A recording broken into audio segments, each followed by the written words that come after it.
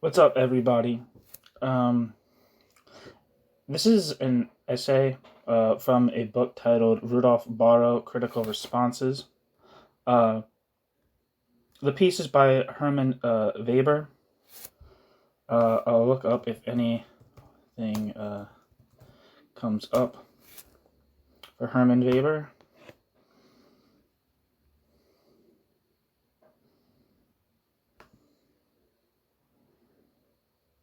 Hermann Weber, who lived from 1928 to 2014, was a German historian and political scientist. Hermann Weber has been described as, quote, the man who knew everything about the German Democratic Republic.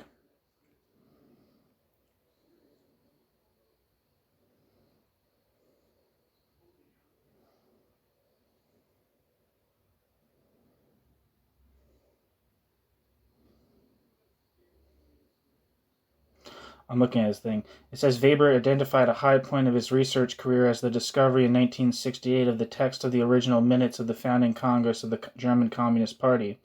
The record had been undiscovered for 50 years. Subsequently, East Germany's ruling SED party asserted that they had found it, and they showed little urgency in making it available. However, in 1972, the party's Institute for Marxism-Leninism published an edition that was unambiguously based on Weber's version.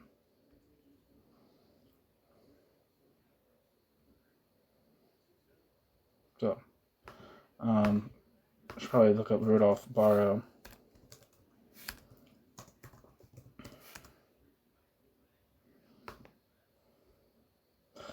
Rudolf Bahro, who lived from 1935 to 1997, was a dissident from East Germany, who since Rudolf Bahro's death has been recognized as a philosopher, political figure, and author.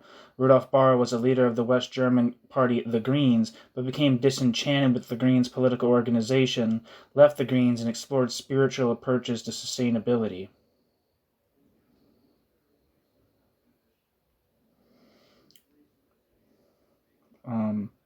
There's a lot of different sections in the Wikipedia for him. And, I'm not saying that, I don't use Wikipedia. I use probably Wikipedia like other people. I understand the limitations of Wikipedia, but Wikipedia is a great starting point. So maybe some of this information is imperfect, but maybe it's not that imperfect. So it'll give us a nice little starting point so things don't look so strange when we read them. It says in the section in the Wikipedia under the alternative, which is Rudolf Bahro's big book about Soviet-type societies. So let's see what it has to say. I think it's just abbreviated the alternative here, but I think it's the alternative in Eastern Europe is his main book.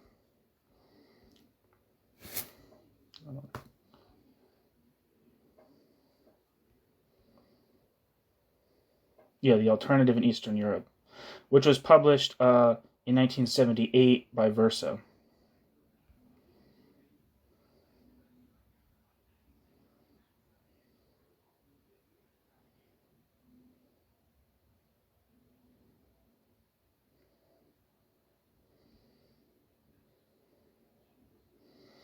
Actually, there's a thing here that talks about the evolution of his ideas. I'll read that too. From 1967 to 1977, Rudolf Bahro worked for a number of companies in the rubber and plastics industry as an organization development specialist. Seeing conditions in the factories soon brought him to the conclusion that the East German economy was in crisis, and the primary reason for this was that the workers had little choice in the workplace. Bahro expressed this view in a December 1967 letter to the chairman of the State Council, Walter Ulbricht, proposing a transfer of workplace responsibility to the workers with grassroots democracy. A few weeks later, the Prague Spring began. Bahro took a lively interest, supported the movement. In May 1968, Rudolf Bahro was interviewed by a member of the Central Committee who made it clear that his solidarity with the, quote, counter-revolution, end quote, was no longer tolerated. This led Bahro to develop his ideas systematically and to publish them. His decision was reinforced by the Warsaw Pact invasion of Czechoslovakia on the 21st of August. This was, as Bahro later said, quote, the blackest day, end quote, of his life, and the reason for his final break with the SED, which was the ruling party in Germany. Rudolf Bahro decided not to make the break publicly to protect his book project. In 1972, Rudolf Bahro began part-time work on his dissertation on development conditions of high school and technical college groups in the VEBs, state-owned enterprises of the German Democratic Republic. At the time, Bahro secretly wrote a thematically broader manuscript, which later became The Alternative. In 1973, Gundula filed for divorce. With both spouses later said this was as a precautionary measure to protect the children against government reprisals. However, in 1974, Gundula informed state security about the secret book project and handed over a copy of the manuscript. After that, Bahro was under surveillance. In 1975, Bahro submitted his dissertation at the Technical University Leuna Merseburg, which was evaluated favorably by 3 reviewers. The Stasi intervened, engineering 2 opposing reviews. Bahro's work on The Alternative was unhindered, but Bahro was convinced that he would be unable to disseminate his book to the GDR citizenry. In December 1976, Bahro learned that one of his Samizdats had fallen into Stasi hands, which prompted Bahro to finish his work quickly. Intermediaries arranged a contract with Euro Paisha, I don't know, Verlagsanstalt, a West German publisher. Swiss musicologist Harry Goldschmidt smuggled the finished manuscript into West Berlin, and copies of the manuscript reached individuals in the GDR by mail. Later in West Germany, Bahro said that the theoretical bases for The Alternative were Karl August Wittfogel's 1957 book, Oriental Despotism, a Comparative Study of Total Power, and earlier Marxist works. Bahro was unable to cite Wittfogel because of the latter's anti-communism. Wittfogel also influenced Bahro's later ecological work. And now's the section on The Alternative. The Alternative is divided into 3 parts: the non-capitalist path to an industrial society, 2, anatomy of socialism, 3, strategy for a communist alternative. The introduction begins with the premise that the communist movement did not lead to the theoretically expected situation, but instead continued on the capitalist path with only superficial changes. Quote, alienation and the subaltern mentality of the working masses continue on a new level, end quote. The book analyzes the reasons for this and offers solutions. The first part is a historical analysis of the development of socialism in the Soviet Union. Bahro concludes that in the Soviet Union and consequently also in countries such as the GDR, not the theoretically expected socialism, but a form of proto-socialism had emerged. For the reason, he posits that at the time of the October Revolution, the Soviet Union was far from the stage of development presumed in Marx's theory of history. Nevertheless, the path chosen by Lenin was correct. Bahro regards Stalin's subsequent massive industrialization as a necessary development, justifying the party purge as inevitable. In the second part, Bahro analyzes the existing social system, which he believes was incorrectly called, quote, real socialism, end quote, when in reality it was still a class society. Bahro detailed how this society worked and argues that this provided the rationale for the observed economic stagnation.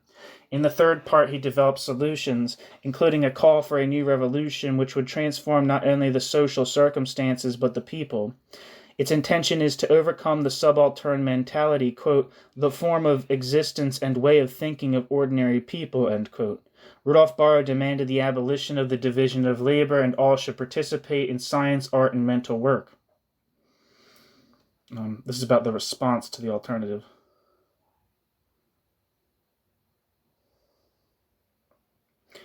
On the 22nd of August 1977, the West German magazine Der Spiegel published an extract from The Alternative and an interview with Bahro, during which he admitted writing the book. The next day, Bahro was arrested and taken to the Berlin Hohenschönhausen prison.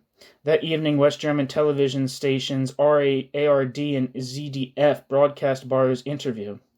In early September, the book went on sale. The first edition was sold out before delivery and was translated into other languages. The Alternative sparked debate in the Western European left about the nature of socialism. For Herbert Marcuse, who has an essay in this book I'm reading from, I should probably read that too, Bahro's book was, quote, the most important contribution to Marxist theory and practice that had appeared in recent decades, end quote. Yeah, that's high praise. A similar view is expressed by the Trotskyist Ernest Mandel. To Lawrence Crater, Bahro was the, quote, conscience of the revolution, the strength of the truth, end quote. All these people that have been mentioned thus far have pieces in the book. Rudy Dutschke was critical, classifying Bahro as detached from Leninism with too little respect for human rights and calling his suggestions, quote, totally unrealistic, end quote. I don't believe Rudy Dutschke's in the book. These analyses were accompanied by a broad wave of publicly expressed solidarity with Rudolf Bahro, climaxing in a letter by Heinrich Böll and Günter Grass in the Times on the 1st of February 1978, which was also signed by Arthur Miller and Graham Greene, Carol Stern, Mikis Theodorakis, and other celebrities. In the GDR, however, Bahro's recognition was suppressed, and he was told nothing of the reaction to his book and subsequent arrest. About half the copies of the alternative which Bahro had posted shortly before his arrest in the GDR were intercepted by the authorities. His influence of East German students was limited. I think it's supposed to be on. To write and publish a book was itself legal in the GDR. However, Bahro was accused of working for the West German intelligence service, from whom he was thought to have obtained his information. On the 30th of June 1978, Bahro was convicted in camera of treason and betraying state secrets and sentenced to 8 years imprisonment. Evidence indicates a kangaroo court with a predetermined verdict. An appeal to the Supreme Court of the GDR, filled by defense attorney Gregor Gysi, was summarily rejected as unfounded. The verdict immediately sparked violent protests and expressions of solidarity in the West. The Committee for the Release of Rudolf Bahro organized an international conference held on the 16th to 19th of November 1978 in West Berlin and attended by over 2,000 participants. The depth of solidarity is illustrated by an appeal to the State Council of the GDR in the Frankfurter Rundschau on the 11th of May 1979, organized by the Bahro Committee in 12 countries and signed by a number of celebrities. Bahro was awarded the Karl von Ossietzky Medal by the International League for Human Rights Berlin and was made a member of the Swiss and Danish chapters of PEN International. On the 11th of October 1979, the 30th anniversary of the founding of the GDR, Bahro was granted amnesty. On the 17th of October, Bahro was deported with his former wife, their 2 children, and his partner, Ursula Benecke,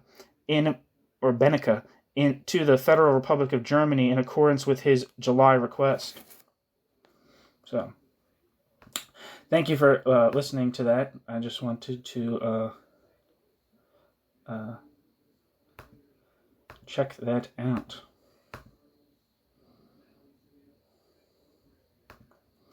Okay, now we can get to the actual thing. So,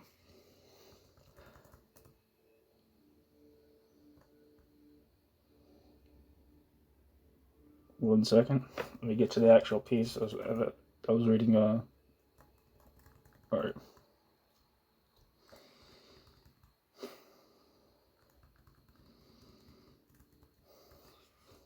So, now to the text. Hermann Weber, The Third Way, Bahro's place in the tradition of anti-Stalinist opposition.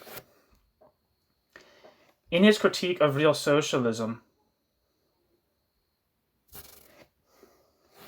come on. God, computers.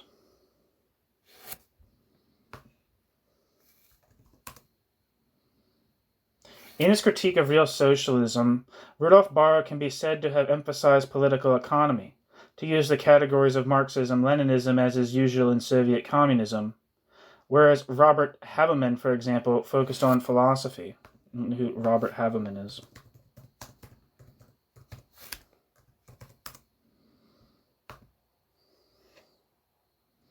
Robert Havemann, who lived from 1910 to 1982, was an East German chemist and dissident.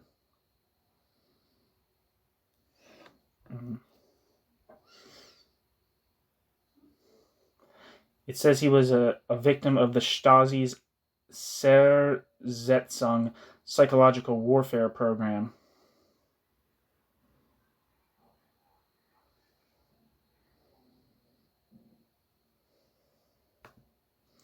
Okay.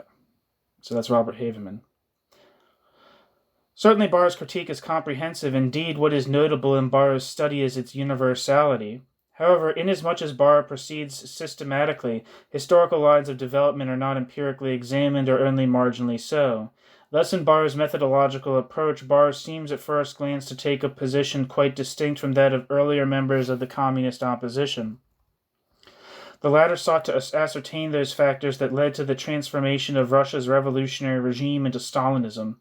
It was Bahro's purpose to analyze, quote, actually existing socialism as a unique kind of social formation, end quote. Hence, he takes as his focus the economic foundations of the system.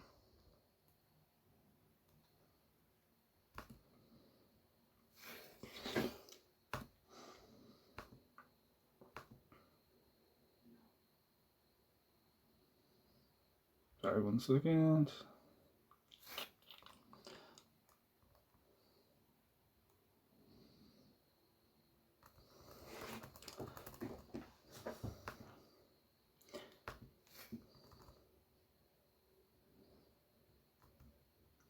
Sorry, I'm trying to get to the end notes of this thing, because there's end notes here.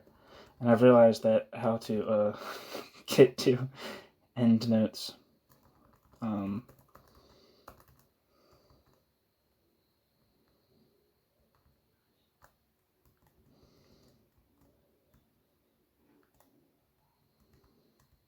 Come on.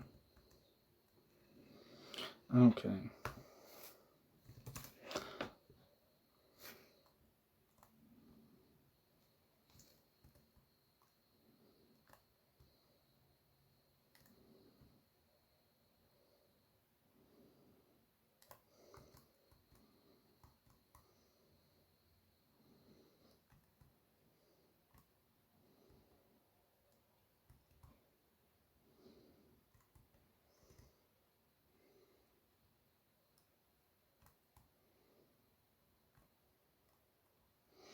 Okay.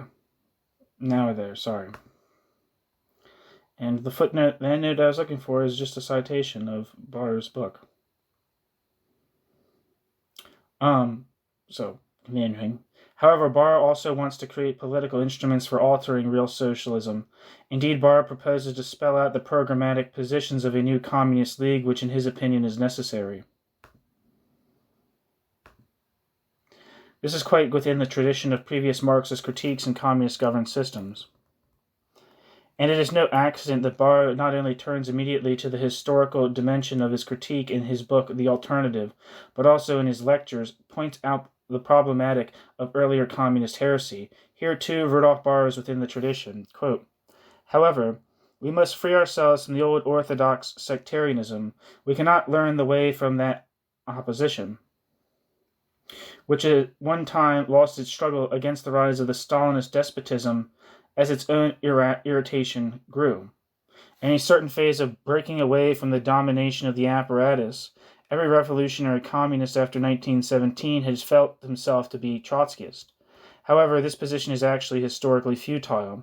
We do not wish to restore old norms but create new norms. We no longer confine ourselves to intra-party constellations. Rather, we must consciously derive our support from broad social forces, ... End quote.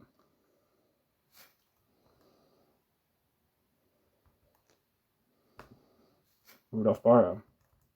While this self-evaluation shows a critical distance from the earlier intra-party opposition, it cannot conceal the fact that Bahro too remains within the tradition of the intra-communist opposition. The core of this opposition has always rested with a criticism of and struggle against the existing communist-governed systems were Marxist positions. It has attempted to surmount the historical reality by making use of the theoretical conceptions and emancipatory demands of Marxism. Bahro proceeds from the position of democratic communism. Bahro goes further in the conclusions Bahro draws, but this is only a logical development. Typically, too, Bahro contrasts the goal of the 1917 revolution with its results. One of his initial theses states, quote, since 1917, a quite different social order has emerged from the revolutionary process than that which its champions had expected, end quote. Bahro. Official communist historiography and conservative historiography alike reject this position, both postulating a linear development of the Russian Revolution. For the intra-communist opposition, however, there was a break in Soviet development. Has always been the keystone of their attitude, although the precise time at which this break is said to have occurred has varied considerably depending on the particular position. In the following, we shall outline some communist oppositionist tendencies that are relevant to the GDR and will elucidate Bahro's position within that tradition.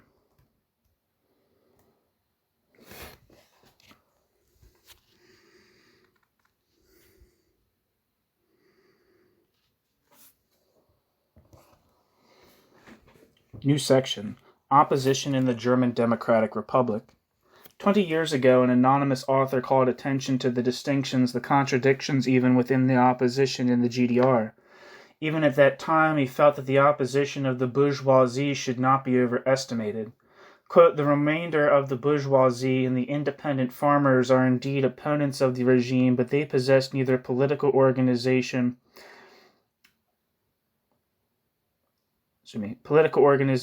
forms nor economic means of power, end quote. Anonymous author.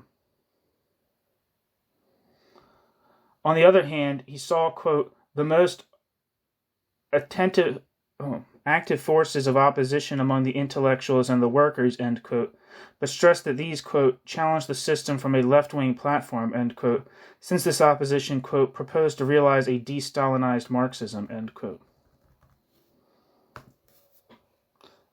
End note. On the diversity of the opposition in the GDR at a later time, see Karl Wilhelm Fricke and Peter Dittmar.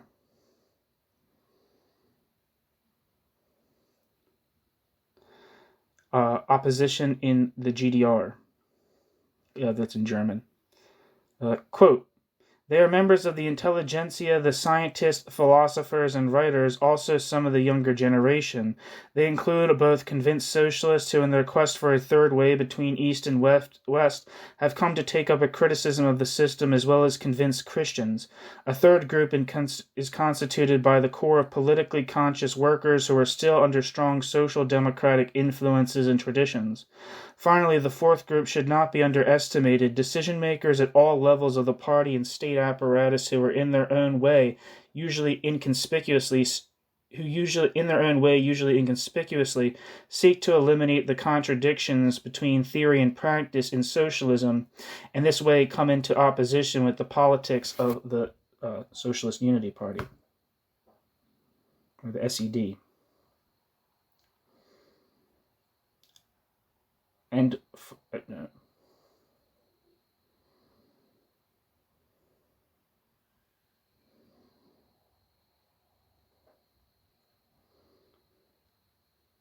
since then, the significance of the opposition has been much discussed.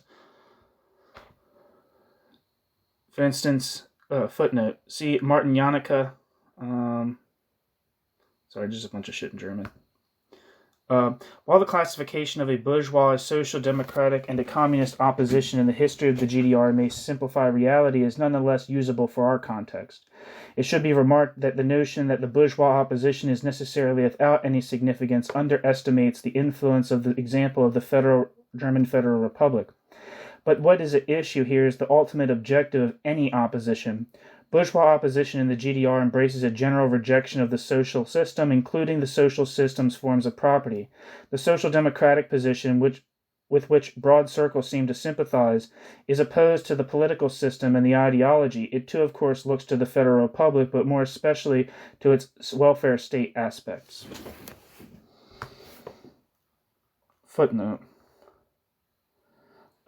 See the correct comment by Peter van Oortzen on the role of Willy Brandt in the GDR in Hannes Zwenger, edited volume Solidarität mit Rudolf Bahro. Briefe in die DDR. End footnote.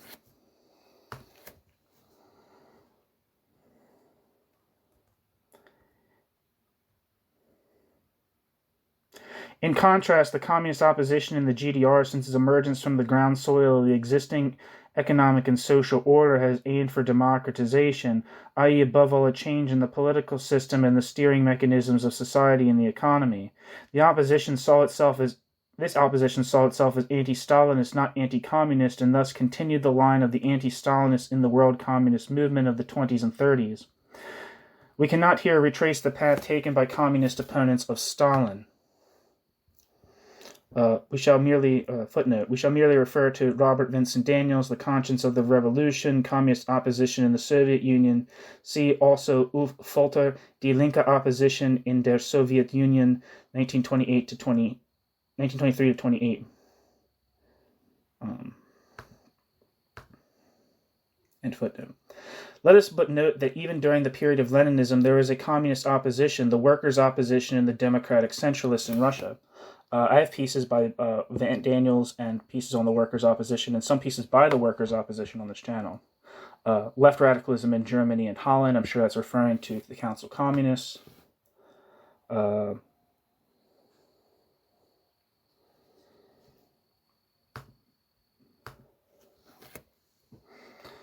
it is.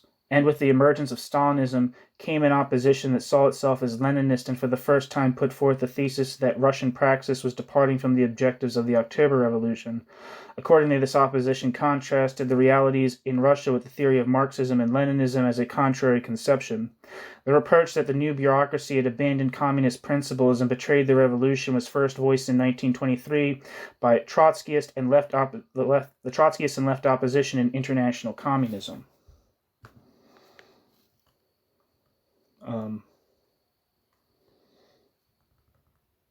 The quote classical description, end quote, footnote.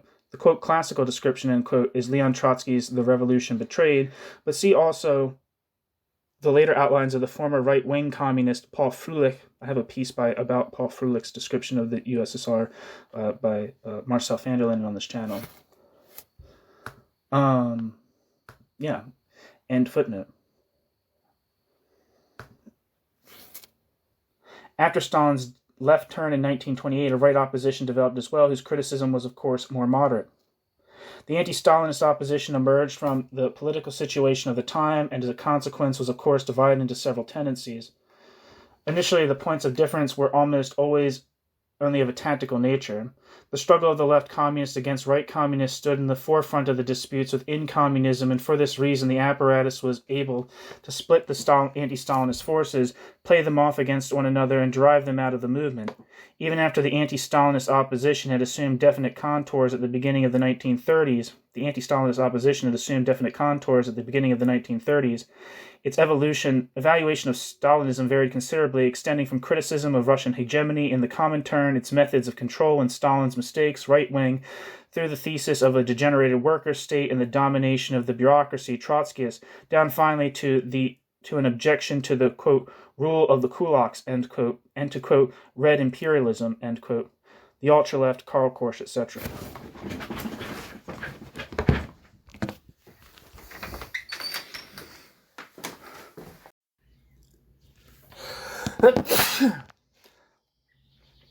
It's a good way to start a recording, is a big sneeze. The Stalinist purges of 1936 to 38 and the extermination of the old Bolsheviks led to a radicalization of the old anti-Stalinist opposition, which at the same time, however, saw its importance in world communism waning steadily. Gone were views that Stalinism was capable of reform, political revolution was regarded as indispensable, especially in the eyes of the Trotskyist opposition. The defeat of fascism and the formation of the people's democracies in Eastern Europe led to a new situation within world communism. In Germany, many communists who had earlier been in opposition returned to the ranks of the Communist Party of Germany. When the Socialist Unity Party of Germany, the SED, was founded in the Soviet occupation zone, many former members of anti-Stalinist groups found a political base. But the first purges within the SED were directed not only against former Social Democrats, but also against former members of the communist opposition. In August 1949, there was a call for a struggle against, quote, Trotskyist views, end quote, since, quote, Trotskyism was nothing more than a camouflaged fascism, end quote, and likewise the danger of, quote, right opportunism, end quote, which showed up in the, quote, labor union conciliationism with the Schumacher ideology, an offshoot of American imperialism, end quote.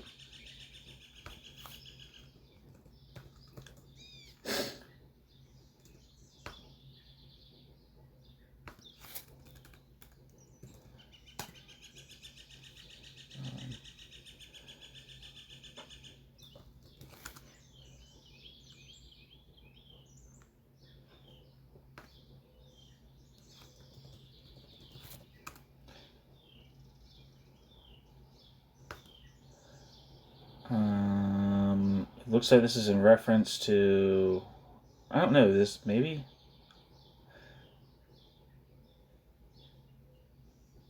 I'm not sure. Sorry, I'm reading this thing and I'm seeing if it's the, um,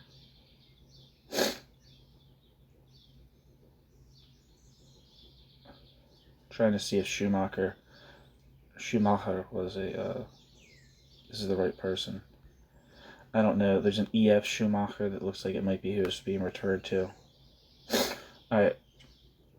I'm going to guess that this is who it's referring to. Maybe it's not.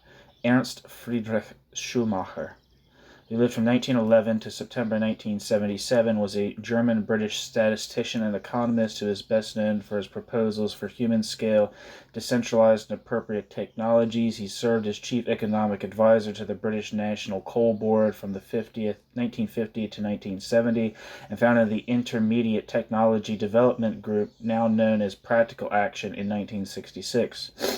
In 1995, Schumacher's book, Small is Beautiful, A Study of Economics as If People Mattered, was ranked by the Times Literary Supplement as one of the 100 most influential books published since World War II. In 1977, he published a guide for the perplexed as a critique of materialistic scientism and an exploration of the nature and organization of knowledge. Again, I don't know if that's who this Schumacher is referred to, but that's what came up. Back to the text. After the Third Party Congress of the Socialist Unity Party in July 1950, it became apparent that the SED was repeating the process of Stalinization, which the Communist Party of Germany had already been through between 1924 and 1929.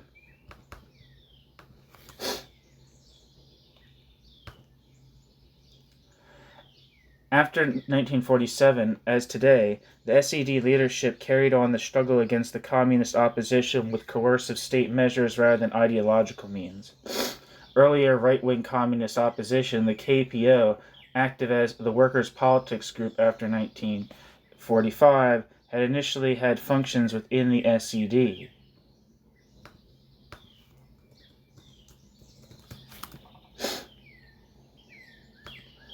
The KPO refers to the Communist Party of Germany opposition. Wikipedia says the Communist Party of Germany opposition, generally abbreviated as KPO or KPDO, was a communist opposition organization established at the end of 1928 and maintaining its existence until 1939 or 1940. After the rise of Adolf Hitler and the Nazi Party to power in January 1933, the KPO existed only as an illegal organization, an underground organization. The group initially sought to modify, later to replace the mainstream Communist Party of Germany, KPD, headed by Ernst Thälmann. The KPO was the first national section affiliated to the international communist opposition.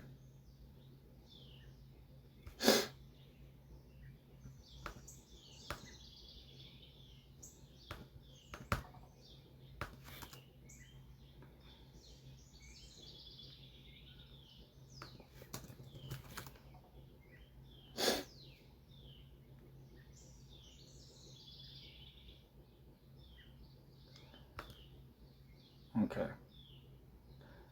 Back to the text. For example, Alfred Schmidt, a former Prussian parliamentary delegate who was regional director of the Foods, Luxuries, and Restaurants Union in Thuringen, was expelled from the SED for his criticism. Is this the Alfred Schmidt?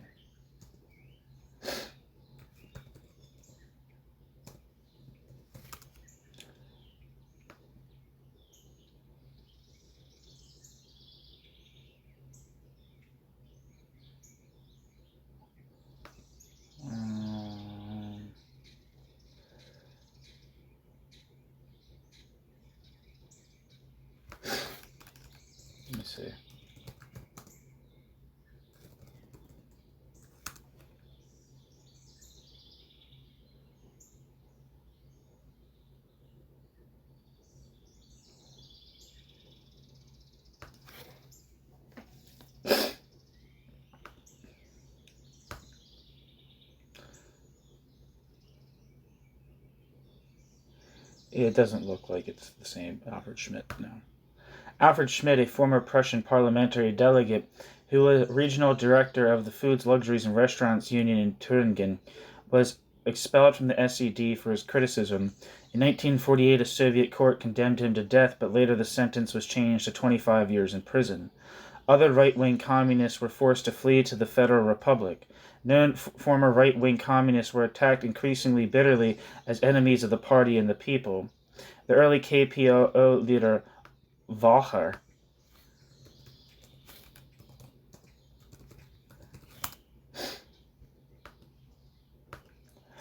and the former Saxon MP, Lieberrasch,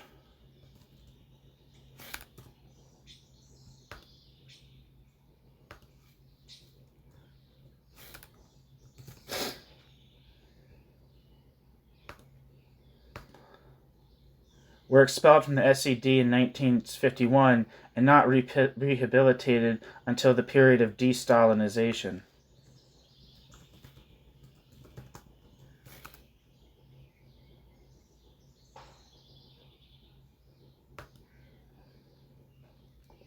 Thus, the repressive measures against the earlier oppositional communists reached considerable dimensions. It says Jakob Walcher was a German communist politician and trade unionist. He lived from 1887 to 1970. It says that Arthur Lieberrasch, who lived from 1881 to 1967, was a communist trades union official who became member of the Parliament of Saxony, Sächsischer Landtag, and after 1933 an anti-government resistance activist.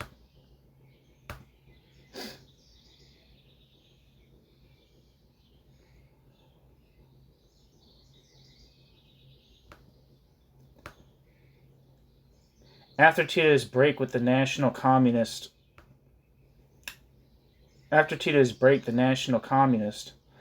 Titoist opposition came under fire. This is back to the text. Came under fire of the leadership alongside with the Trotskyist and right-wing communist deviations.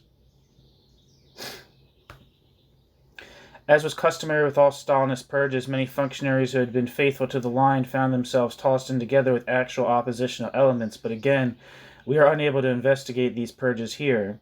What is important is that the anti-Stalinist opposition of the 20s was resuscitated briefly in the SED, but was quickly suppressed. The positions taken were themselves not original, not derived from the special situation of the GDR, but rather matched the earlier views of the anti-Stalinist communists. The left-wing or right-wing communist tendencies developed further in the West and had only an indirect influence on the GDR. Nonetheless, the SED continued to have difficulties with this traditional opposition far into the 50s. In the 1951 examination of the party ranks alone, over 150,000 members and functionaries were expelled from the SED.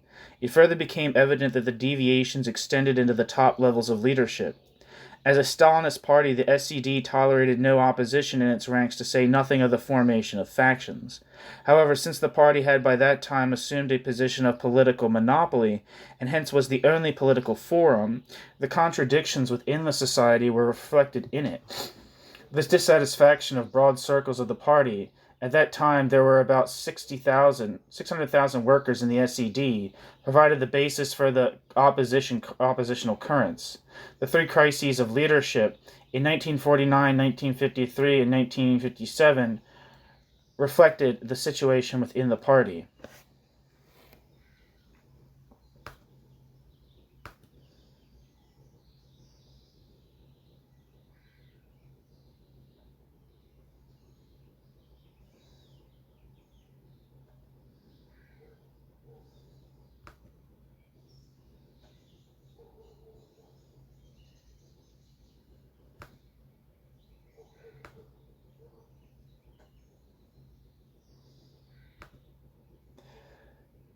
On August 24, 1949, a member of the Politburo, Paul Merker, was dropped from its ranks.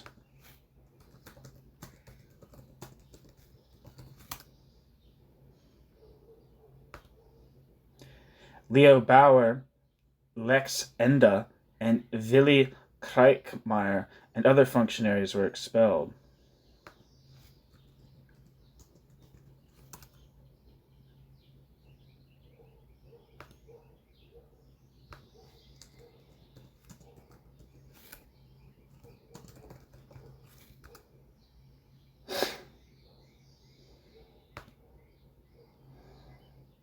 Sorry.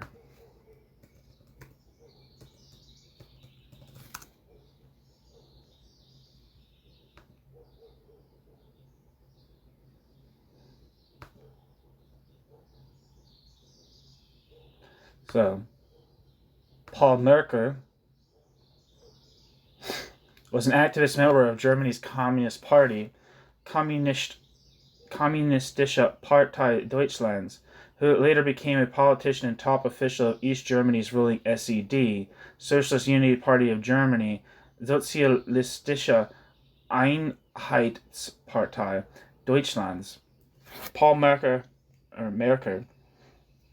featured for several years in the show trial culture of the time, placed under a lengthy investigation process that formally began in 1950, and jailed for 8 years as a spy in 1955.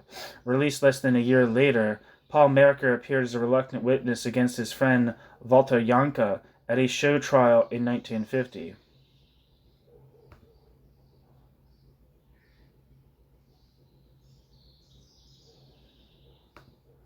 Nothing for Lex Enda.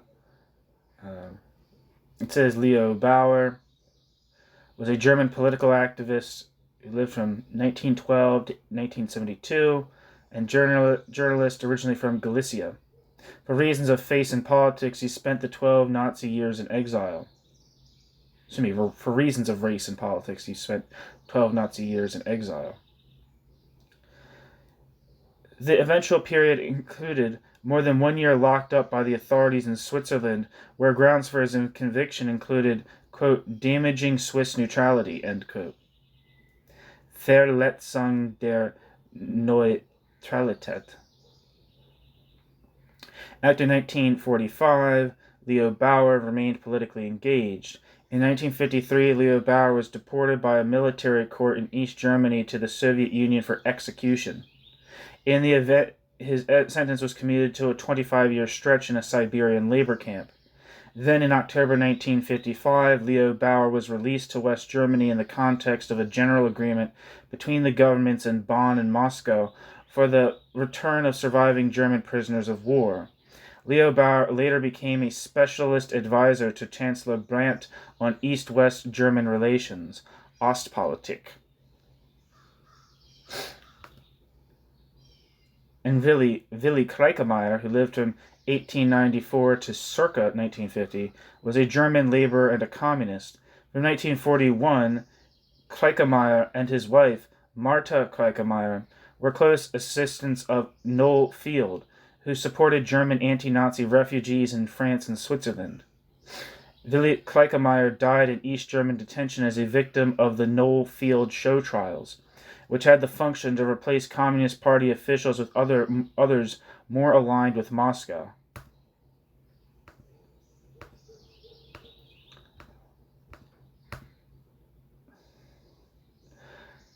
Back to the text. The wave of purges was a consequence of the Budapest trial against Reich.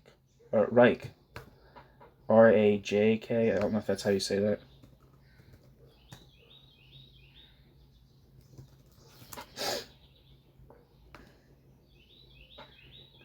It says, I don't know how to say this name, but László Reich lived from 1909 to 1949 and was a Hungarian communist politician who served as Minister of Interior and Minister of Foreign Affairs.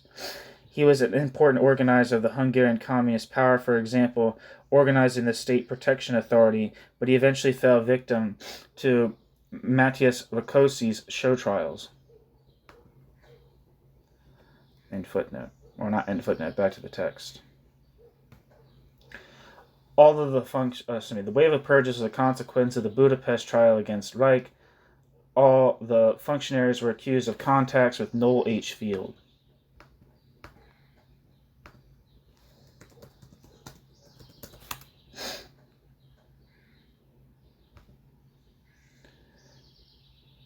Wikipedia says, Noel H. Field was an American diplomat who was accused of being a spy for the NKVD. Noel Field's name was used as a prosecuting rationale during the 1949 Reich show trial in Hungary, as well as the 1952 Schlansky trial in Czechoslovakia.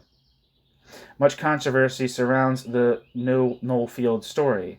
In 2015, the historian David Talbot reignited claims that Noel Field was set up by Allen Dulles in order to create paranoia designed to undermine the Soviet Union.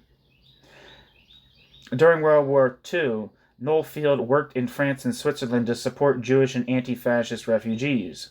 During this time, Noel Field had contact with the U.S. intelligence service OSS.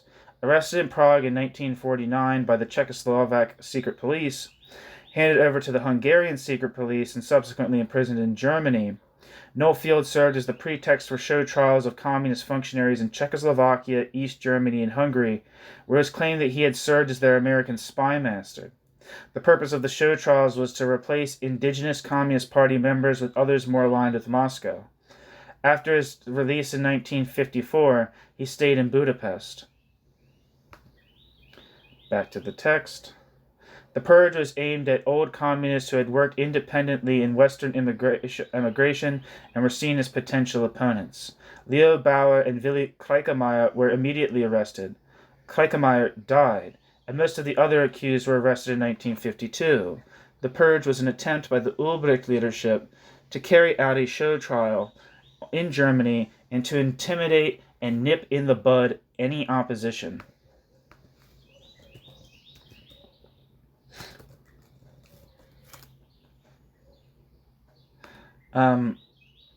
Maybe this is too detailed, or too much, but if you don't know who it is, it's important to know who this person is.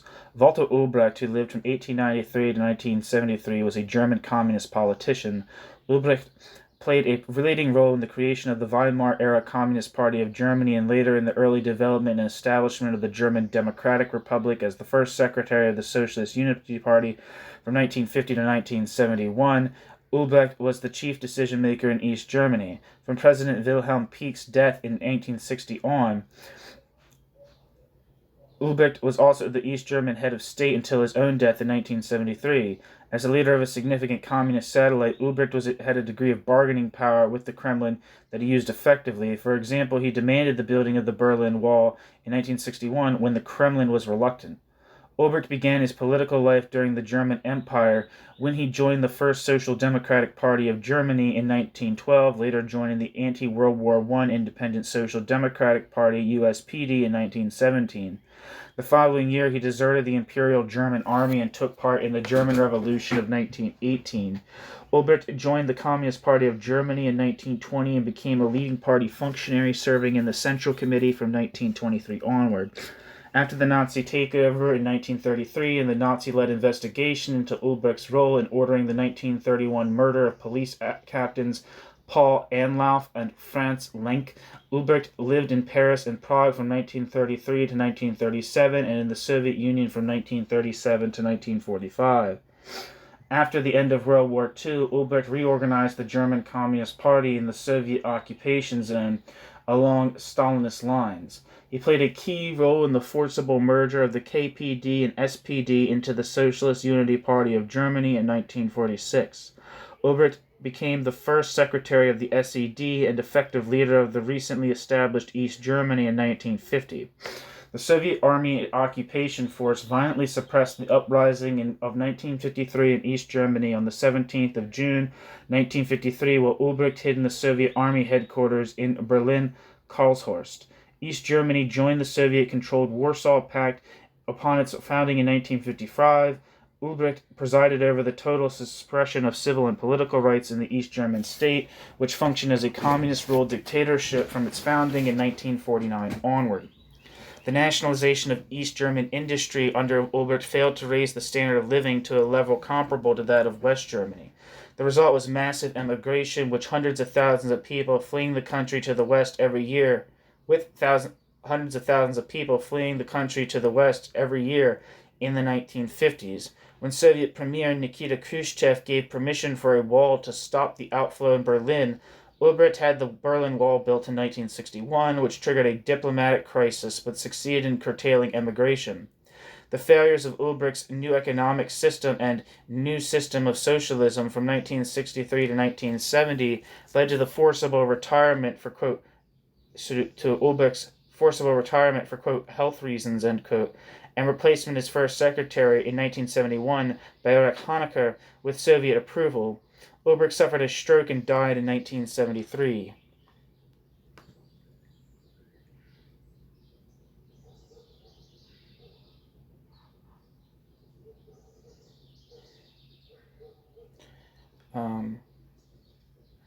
So back to the text. The GDR's worker rebellion of June 17, 1953, once again revealed the instability within the SED.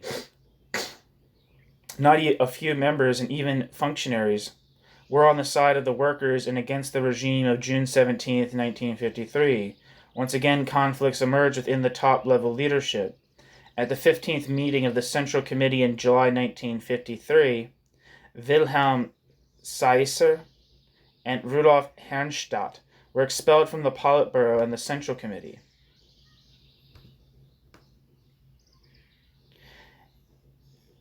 And in January 1954, from the SED as well, as an anti-party faction.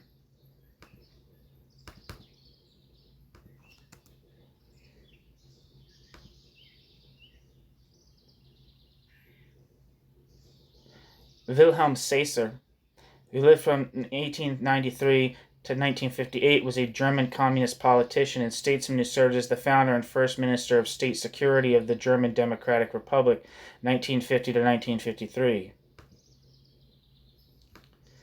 Rudolf Herrnstadt,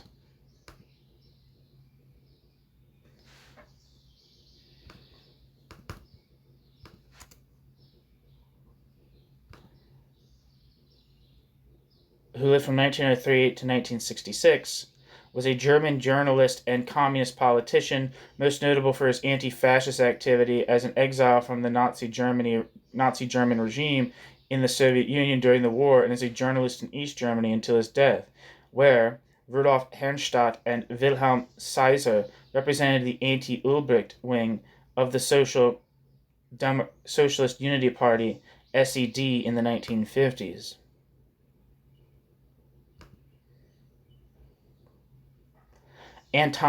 Back to the text. Anton Ackermann,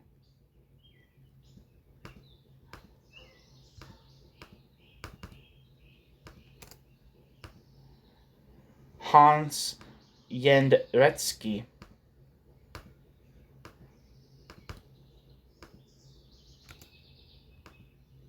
and Elly Schmidt lost their functions in the Politburo and the Central Committee.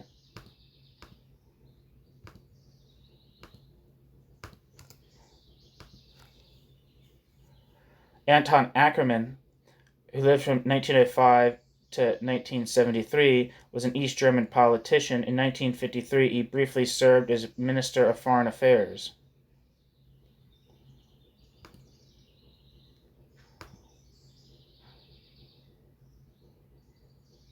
And it says that Hans Jendretsky was a German communist politician. He was a prominent politician of the Socialist Unity Party, SED, in the German Democratic Republic, East Germany.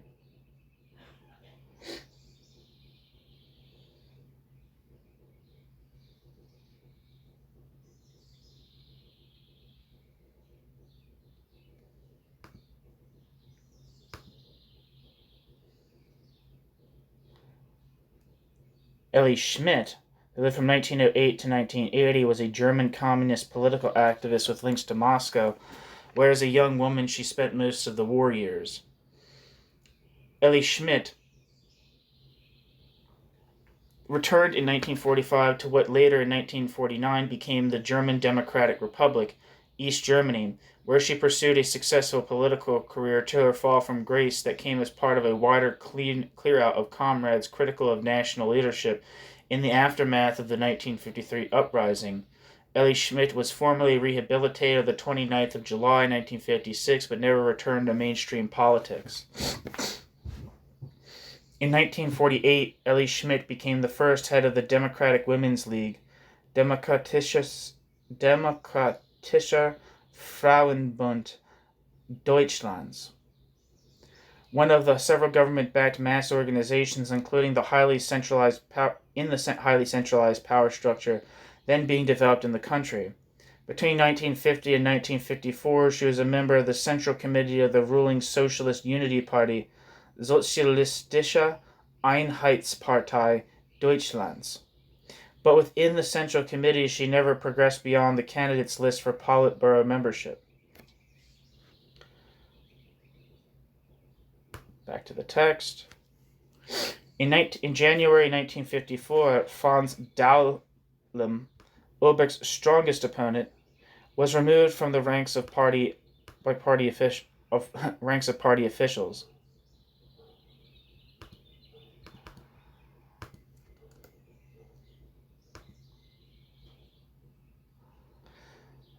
Wikipedia says Franz Dahlem was a German politician. Dahlem was a leading official of the Communist Party of Germany, KPD, and after 1945 of East Germany's ruling Socialist Unity Party, SED. By the early 1950s, Franz Dahlem had become well known and popular with many comrades in the higher reaches of the SED party, and was seen by some as a possible rival to the country's leader, Walter Ulbricht. He was stripped of his functions in 1953. Franz Dahlem was formally rehabilitated in 1956, however. Franz Dahlem sat as a communist member of the German Reichstag between 1928 and 1933. Franz Dahlem, and except for a few years following his fall from grace, an SED member of the East German Volkskammer, People's Chamber, between 1947 and 1976. Of more significance in terms of the East German power structures, Franz Dahlem was also a member of the ruling party's Central Committee from 1946 until 1953, and again from 1957 until his retirement in 1974. Back to the text. A thorough cleansing of the party apparatus took place at the same time, and over 60% of the SED regional leaderships were forced to resign their posts. The purges among the top-level leadership were not against former Social Democrats who had long since been expelled, but against communist functionaries. The points of difference concerned the political line. Ulbricht's hard line was being attacked, or reflected differences within the Soviet leadership. The last major purge of the top-level leaders in 1957 to 58 had the same basis. At that time, the second man in the SED after Ulbricht, Karl Schirdewan, along with Ernst Vollweber, former head of the State Security Agency, and Fred Ulsner, former party ideologue, were disciplined.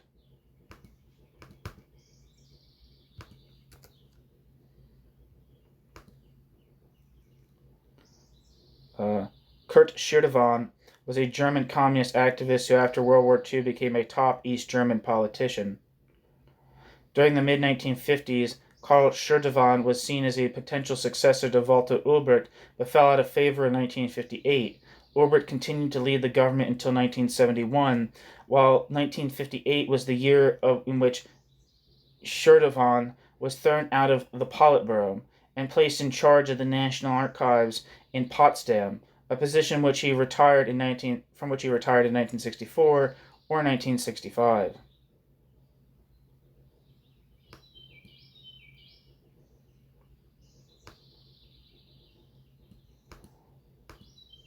Ernst Vollweber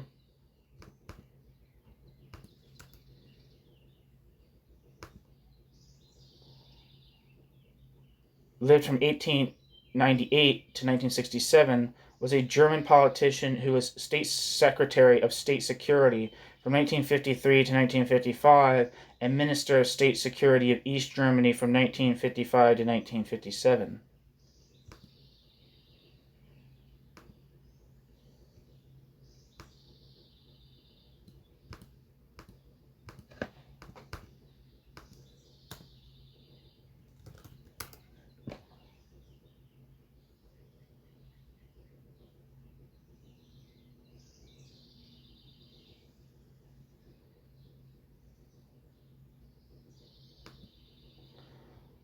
And Fred Ulsner, former party ideologue, were disciplined.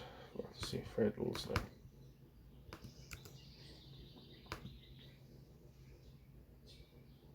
Fred Ulsner, who lived from 1903 to 1977, was a German communist politician, economist, and leading political figure in the German Democratic Republic, East Germany.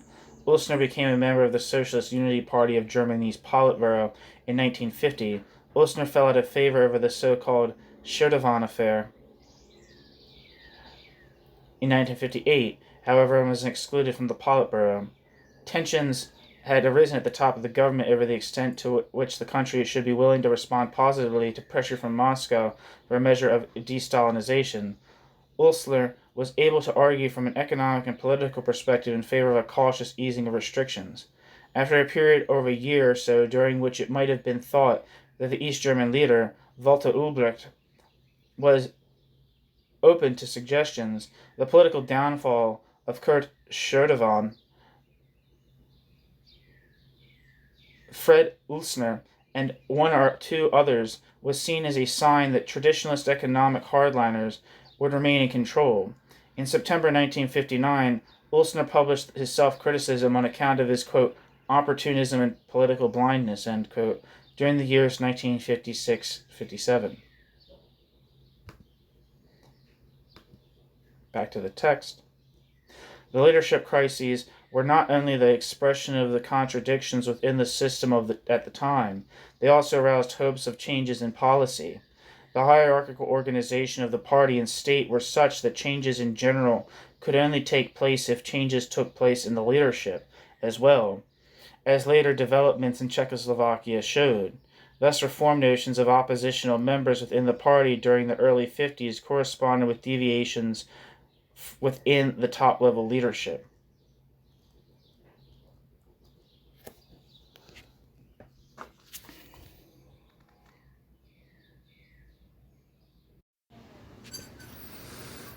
New section, the third way. Like the remaining vestiges of the left and right communist opposition, these oppositional currents, in accordance with their origin and historical development, saw themselves as part of, quote, the party, end quote. They were all fundamentally opponents of capitalism and wanted only to improve the policies of the SED on the basis of the existing order. These opposition elements still saw the Stalinist dictatorship as a quote, deformed worker state, end quote, and the, quote, socialistic, end quote, basis of the property relations was for them the decisive criterion.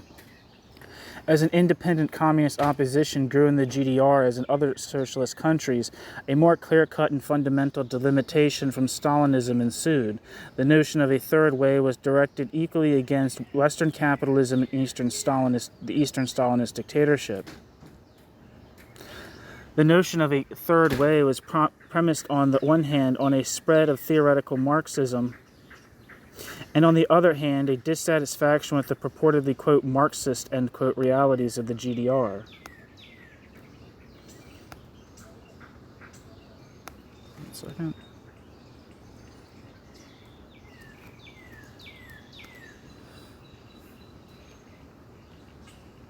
One second.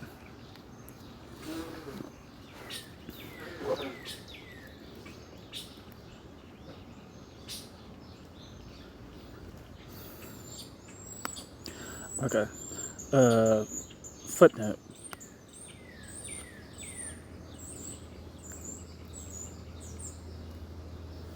In GDR literature, the social democracy has often described the notion of a third way, but that can be left out of account here, end footnote. The ideological influence had left traces in the 50s, and a relatively broad intra-communist opposition began to develop among party and university intellectuals, and especially the youth. It was the working-class children above all who were promoted through the transformed educational system, and a strong ideological indoctrination had begun in the schools and the universities. Broad circles of youth began to think in Marxist categories. Like the party leaders, the young generations too had been raised to think in categories that implied that the struggle against exploitation and repression and activity for the liberation of the working class and for the revolutionary movement were just as worthy goals as solidarity with the repressed peoples. The great revolutionaries were put up as examples worthy of imitation, beginning with Spartacus, the leader of the historic slave revolt in Rome, through Thomas Müntzer in the Peasant War, Babeuf in the French Revolution, down to Marx and Lenin. The leadership of the SED hoped to fortify its position by spreading the Marxist view of history and wanted to demonstrate that the party was the legitimate heir of all progressive tendencies in history and especially the labor movement. But with this view of history, a struggle of the labor movement for social justice and for emancipation and freedom became the focus of ideological education, and this had some pretentious consequences. The realities of the GDR looked completely different from the ideals of history. Exploitation and repression continued to exist, as did lies and careerism. There were incentives enough for revolution. The fact that the reality of the GDR corresponded so little to revolutionary theories could not but shake the idealism of many supporters of the system. To be sure, this was presumably only the reaction of a minority, but the majority was rather politically indifferent or responded to reality with conformism or cynicism. Nonetheless, the effects were considerable. Like their prototypes, the communists who had come into opposition wanted to change practice and adapt practice to their, i.e., but also the official ideals. Thus, in 1956 and 1957, among the younger generation of the voices multiplied, demanding a democratic development on the basis of an appeal to Marx. And indeed, this was not least due to the fact that many of them had come from working-class backgrounds where the contradictions were especially drastically in evidence. Thus, the opposition of the Third Way evolved as an ideological conception independently of, and presumably without any precise knowledge of, the earlier internal communist opposition. This new opposition, anti-Stalinist but not anti-communist, rejected capitalism as well as the structures of domination of the GDR. They wanted to create a humane socialism by reforms and democratization. Thus, Marxist education in the GDR had created not only faithful supporters of the system, but also Marxist rebels who even worked within the SED. However, that this development did not remain limited to only a few individuals, but grew into a political current was due to a sudden shock. This took place in the GDR as a result of the revelations at the 20th Party Congress of the CPSU in 1956 about Stalin's role. The 20th Party Congress, as would the invasion of Czechoslovakia to a much greater degree in 1968, not only released forces of criticism, but also shook up numerous faithful and true supporters of the system. The renunciation of Stalin and the revelation of Stalin's crimes came as a shock to many convinced Stalinist intellectuals and youth, but then had to seek out new pathways. For the majority of the intelligentsia, the beginnings of de-Stalinization in 1956 provided an incentive for opposing the primitive and dogmatic methods of the leadership of the party apparatus. In the universities especially, the discussion in 1956 to 58 went far beyond the limits set forth by the SED and was coming close to the conception of a third way. We should point out in passing that Rudolf Bahro was studying philosophy at Berlin University in these years from 1954 through 1959. Although their critical opinions varied considerably, the intellectual supporters of the Third Way represented the following demands. 1. Purging of Stalinist dogma and falsifications from Marxism and Leninism. 2. No interference of the party apparatus in the questions of science. 3. The right to free and creative discussion without having to fear coercive measures. 4. Abolition of the dogmatic leading role of dialectical materialism in the specialized sciences and the institution of scientific objectivity. Overall, the idea of a third way was hardly concrete and tangible. It was reduced to a verbal criticism of the existing situation. This was due first and foremost to the fact that the discussion was primarily carried out in the individual disciplines and hence focused on special problems. Nonetheless, for the SED leadership, these discussions represented a warning signal. The basic conception of the communist oppositionists could ultimately be dangerous for the system, as for example the developments in Hungary and Poland, which had begun similarly, demonstrated.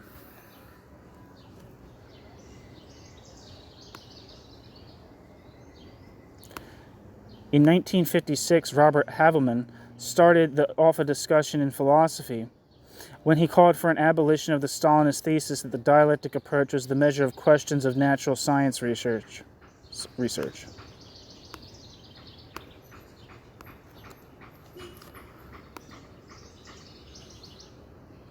Robert Havelman was an East German chemist and dissident.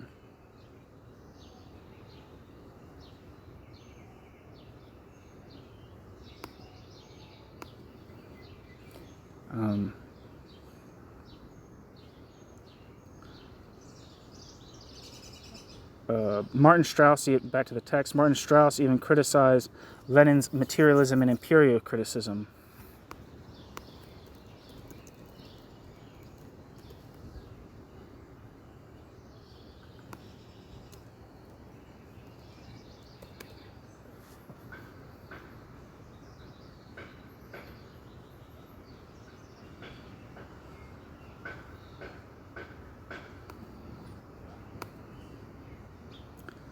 The influence of Ernst Bloch, back to the text, I didn't leave the text actually, I was looking to see if there was anything from Martin Strauss.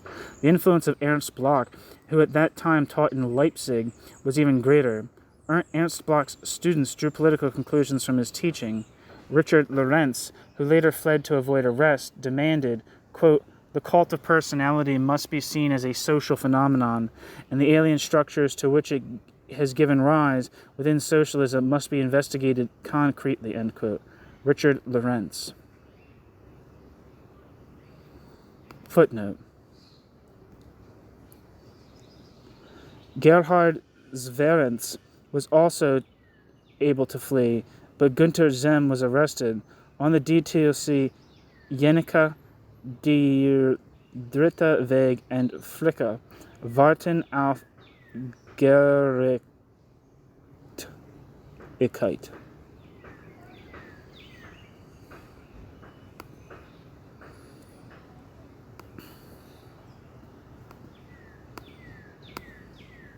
End footnote.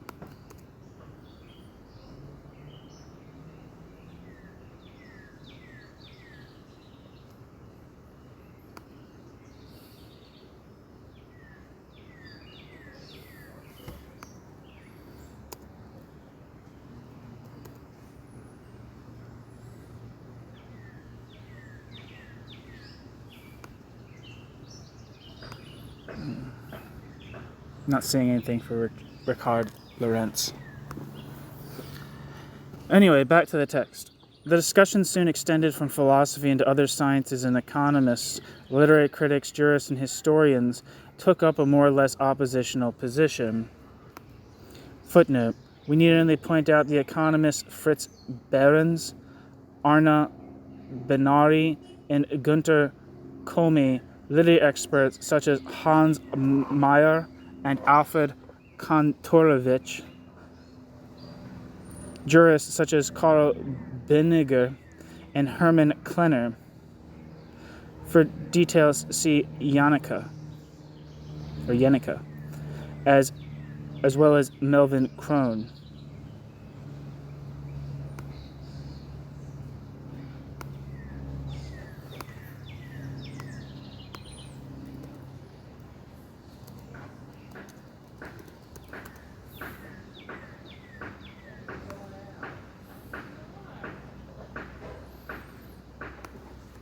End footnote. Naturally, given the many different levels of the oppositional currents, no well-rounded conception emerged, and the consistency and logic of the scientific discussion varied considerably. Finally, the political climate and the measures of the state security agency induced many critics to retreat again quickly.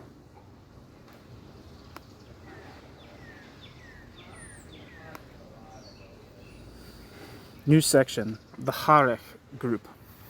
There was a group that attempted to work out an overall concept of opposition for the Third Way, the Harek group. Wolfgang Harek had a critical integrative significance for the anti-Stalinist opposition in 1956 to 57.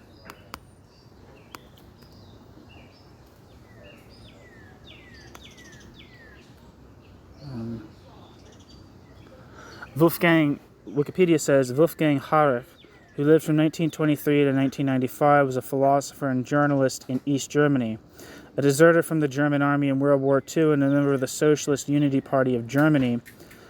Wolfgang Harek became a professor of philosophy at Humboldt University in 1949. Yeah? I got the transponder out of your car, but I'm not sure if I got the car locked back up. It's fine. He was arrested in 1956 and sentenced to 10 years in prison for the, quote, establishment of a conspiratorial counter-revolutionary group, end quote. He was released in 1964 after 8 years and rehabilitated in 1990. In 1994, he joined the Party of Democratic Socialism. Wolfgang Harek's grave is preserved in the Protestant Friedhof III der Jerusalems und Neuen Kirchengemeinde, Cemetery number 3 of the Congregations of Jerusalem's Church and New Church in Berlin-Kreuzberg, south of Hallisches Tor. I don't know.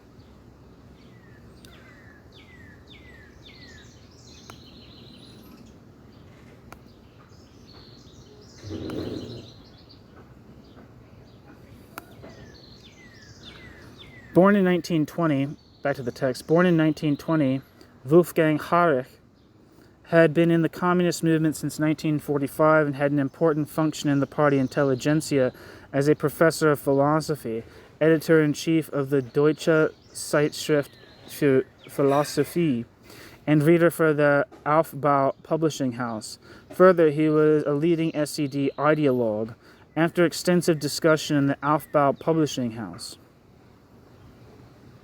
Harek worked out the basic features of an oppositional conception together with the secretary of the editorial board of the Deutsche Zeitschrift für Philosophie, Manfred Hertwig, the director of the Aufbau publishing house, Walter Janka, old communist and Spanish Civil War writer, and editor-in-chief of the cultural magazine Sonntag, Heinz Suger, and his representative Gustav Just. So that's a lot of things to look up.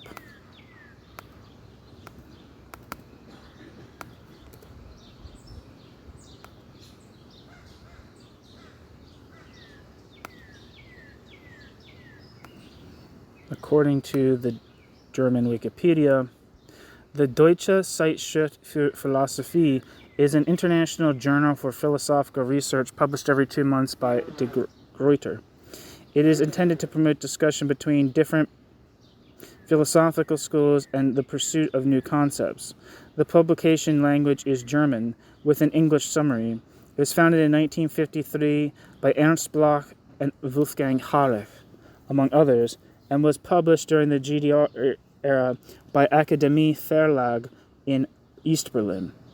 The first editor-in-chief was Karl Schröter.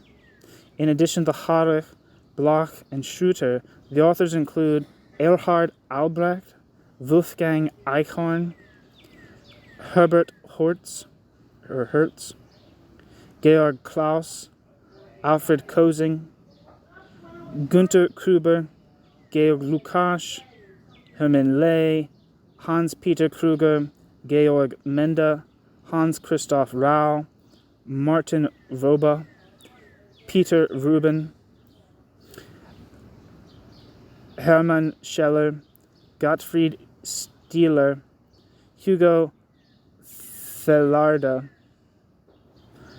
Kamila Vanka, Dieter Wittich, and many others.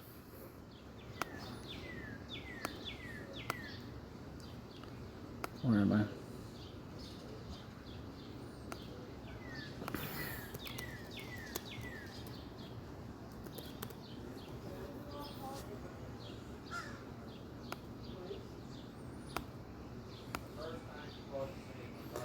It says that Manfred Hertwig lived from 1924 to 2006 and was a German sociologist and politically persecuted person in the GDR. In November 1956, Manfred Hertwig was sentenced together with Wolfgang Harrich and others to 2 years in prison by the Supreme Court of the GDR for forming a, quote, counter-revolutionary group, end quote, and, quote, treason. Hertwig was rehabilitated in April 1990.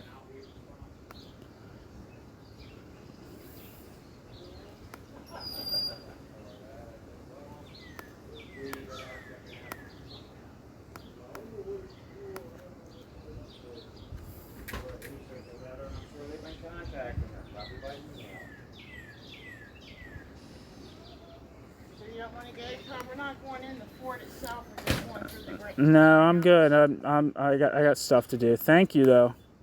Pretty cool place. You haven't been there in a long time. They can usually sit at the tables right on the water.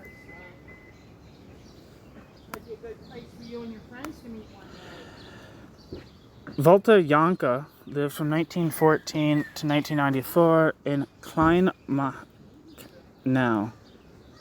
Was a German dramaturg and publisher.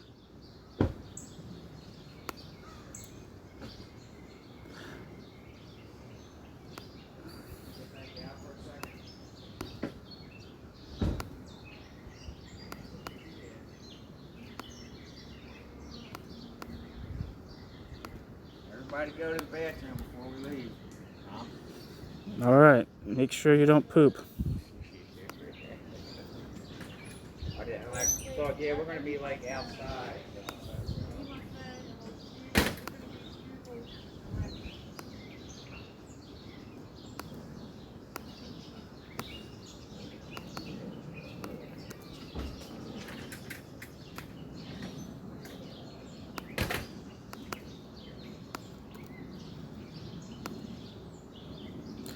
Heinz Suger lived from 1915 to 2000, was a German political journalist. Between 1968 and his death in 2000, he was married to Carola Stern.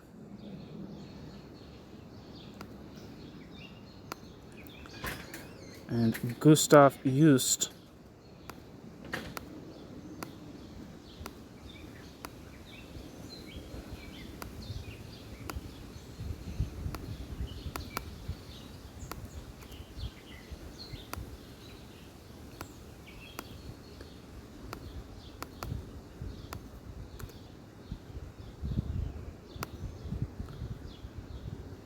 Gustav Just was the first secretary of the German Writers Association and editor-in-chief in the East German weekly Sonntag.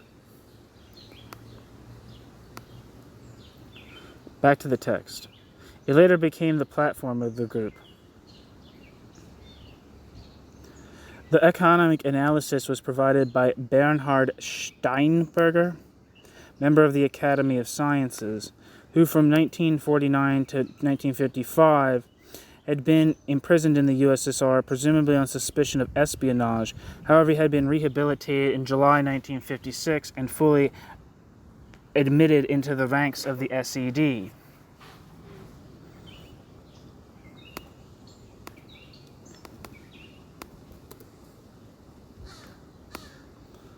Footnote.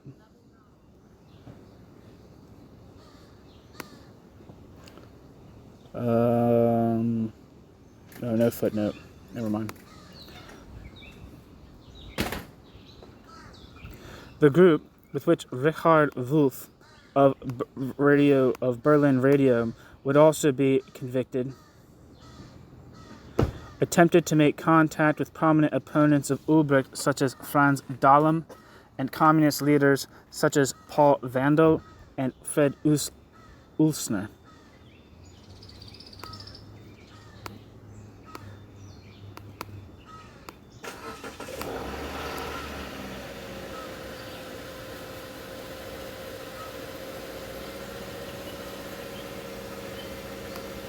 I looked up Richard Wolff, and the obvious things came up.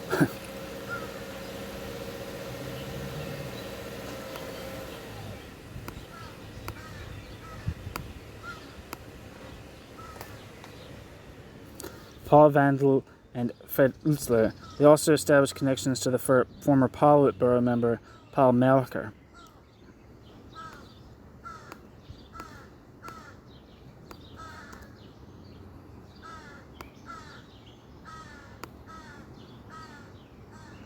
Paul Vandal lived from 1905 to 1995 and was a German communist politician and statesman in the German Democratic Republic.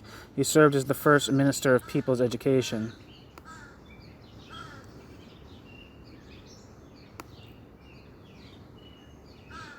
And we already looked up Fred Ulsler, I think, Ulsner, and Paul Merker. Let's see.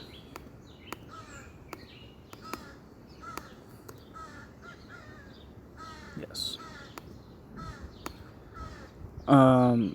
Back to the text. To be sure, in its platform, the group said that it did not have the intention of causing a rupture with the Communist Party.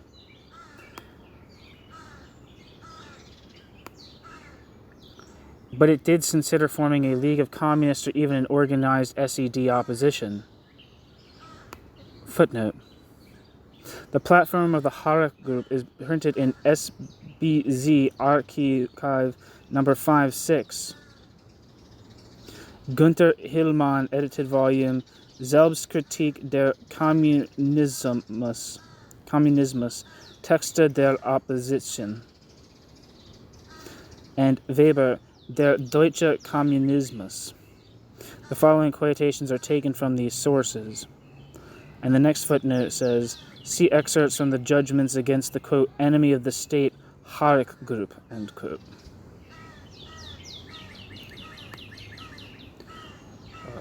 Back to the text and footnote. Since there was no possibility in the GDR of conducting open propaganda for the ideas of a third way, the possibility of spreading the objectives of the group from bases within the Federal Republic or from Poland, where de-Stalinization at that time seemed to have proceeded apace, was discussed. Harek therefore journeyed to the Federal Republic and to Poland, and even took up contacts with the Social Democratic Party in West Berlin. But the group did have hopes of supporting their views within the SED, given the situation of turmoil after the 20th Party Congress of the CPSU. Wolfgang Harek presented the basic features of his reform program to the Soviet ambassador then in the GDR, and even had a talk with Walter Ulbricht. The party group in the Aufbau publishing house encouraged Harek to bring together his ideas in an article which the party group wished to discuss. Later, Manfred Hertwig reported on this, end quote. Quote, thus Harek wrote down his reform proposals before he presented them in the Aufbau publishing house. He wished to discuss them with me and the economist Bernhard Steinberger, from whom he had met through me. On the 22nd of November, we three met in Harek's house. We had come together to discuss legally compiled reform proposals on the behest of a party group. Later in the accusations and in the sentence, this November 22nd was transformed into a day of conspiracy, ...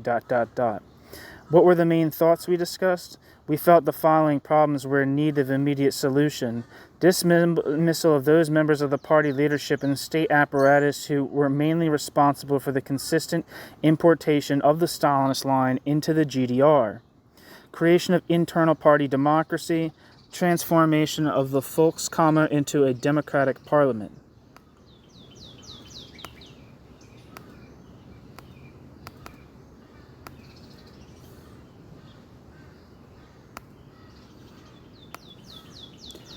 The restoration of legal guarantees, abolition of the State Security Agency, Stasi, democratization of cultural life, decentralization of the direction of the economy, abolition of superfluous ministries, a switch to general long-term planning, a reorientation of the middle stratum policy, cessation of all forced collectivization.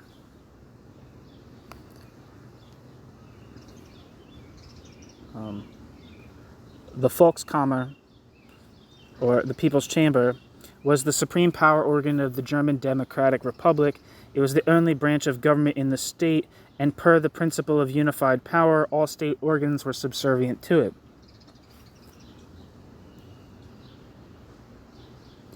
The Volkskammer was initially the lower house of the bicameral legislature. The upper house was the Chamber of States, of Länderkammer.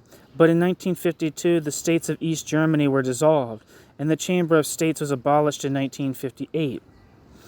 Constitutionally, the Volkskammer was the highest organ of state power in the GDR, and both constitutions vested the Volkskammer with great law-making powers. All other branches of government, including the judiciary, were responsible to it. By 1960, the Chamber appointed the State Council, the GDR's collective head of state, the Council of Ministers, the GDR's government, and the National Defense Council, the GDR's collective military leadership. In practice, however, it was a rubber-stamped parliament that did little more than ratify decisions already made by the SED Politburo. By the 1970s and before the peaceful revolution, the Volkskammer only met 2 to 4 times a year. So back to the quote that we're reading here from Manfred Hertwig.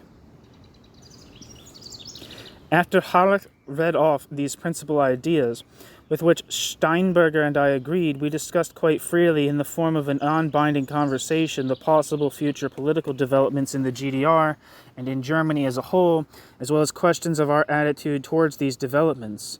Out of this, the State Security Agency later constructed the various plans for insurrection that appeared in the statement of charges. Actually, our estimate of the situation on November 22nd was still that a legal opposition against Ulbricht was possible without coming into conflict with the State Security Agency. We only revised our appraisal a few days later when Molotov became Minister of State Control, end quote. And that's Manfred Hertwig.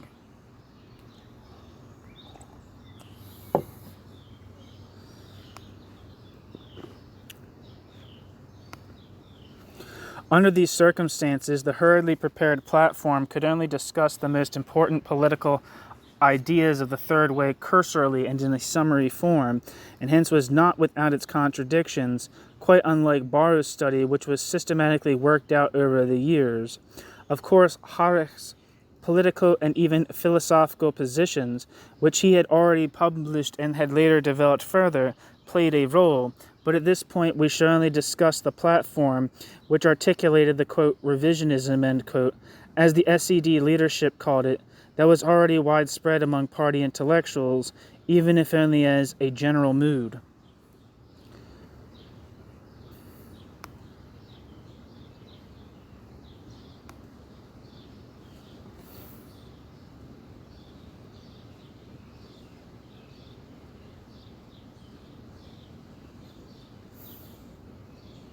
Where am I? The platform spelled out its own place within the intra-party opposition in this way, quote, we wish to discuss legally and to implement within the party and the GDR our conception of a special German way to socialism and our platform for a Marxist-Leninism freed of Stalinism. However, this legality has its limits, and it ends where the present party leadership itself leaves the field of legality. In our opinion, the party leadership has already left this field of legality. The foundations of our oppositional work are the party statutes of the SED, the 20th Party Congress of the Communist Party of the Soviet Union, and the resolutions of the 28th plenary session of the Central Committee of the SED. We wish to carry out our oppositional work fully legally on these foundations. However, we shall also take up the methods of faction formation and conspiracy if the Stalinist apparatus forces us to do so. We shall establish ties with oppositional forces within the people's democracies in order to effect a mutual exchange of our experiences. The oppositional SED comrades must forge close contacts with the population of the GDR, criticize the policies of the party leadership among the population, deepen the schism between the population and the present party leadership, but at the same time prevent a popular rebellion in the GDR, end quote. The theoretical and ideological views are described as follows. Quote, in Eastern Europe, economic structures have emerged that, if radical reforms are effected and their degenerate aspects are overcome, are capable of realizing socialism in the Eastern countries sooner than this will be possible in the Western European countries with their predominant capitalistic economic structures. A radically de-Stalinized Eastern economic structure in the USSR and then the people's democracies will gradually influence the capitalist West as it develops further. ... At the same time, the West will influence the East with democratic and libertarian ideas and views and force the East to dismantle step by step its totalitarian and despotic political system. ... We wish to reform the party from within. We want to remain on the positions of Marxism-Leninism. However, we want to move away from Stalinism. End quote. Elsewhere we read, quote, we don't wish to break with Marxism-Leninism, but we want to free Marxism-Leninism from Stalinism and dogmatism and restore Marxism-Leninism to its humanistic and undogmatic ways of thinking, end quote. The USSR is regarded as the first socialist nation of the world. In the statements of the platform, even Stalinism could alter nothing of this fact. Of course, it was denied that Soviet socialism represented a model, since in its present-day form, Soviet socialism had become even, quote, an obstacle to further socialist development in the USSR, end quote. The concrete reforms of the Harek Group platform demanded for the GDR were the abolition of the hegemony of the bureaucratic apparatus over party members, expulsion of the Stalinists from the SED, the restoration of the absolute legal guarantees, the abolition of the state security agency and the secret court, workers' shares in the profits in factories, and an end to collectivization in agriculture. Further demands were that the parliament should be sovereign and that there should be elections with several candidates as in the Polish model. Although, quote, the reformed SED was to remain at the top, end quote. On the question of Germany's reunification, the Harek Group envisioned free elections throughout all of Germany, the results of which was expected to be a majority for the Social Democratic Party, which the SED had to respect. The prospect was a unified pan-German workers' movement. We have dealt so extensively on the Harek viewpoint because despite the many contradictions in its basic features, the Harek viewpoint shows the main demands of the internal communist opposition in the GDR in the 50s, and because even then the Socialist Unity Party responded with the same repressive methods as it did to Bahro's theory. Harek and his friends were sentenced to between 2 and 10 years in prison. Footnote.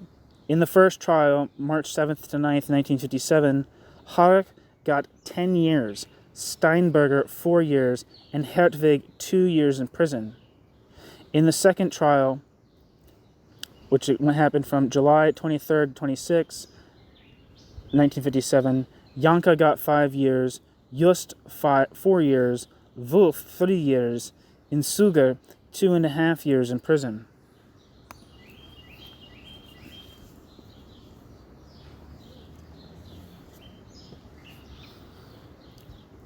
The views of the Harek Group, back to the end footnote, the views of the Harek Group corresponded to the wishes and demands of many intellectuals in the SED and showed a tendency of a partly open, partly latent oppositional current. They also, however, reflected the dissatisfaction of broad layers, especially the workers, with the system of domination in the GDR.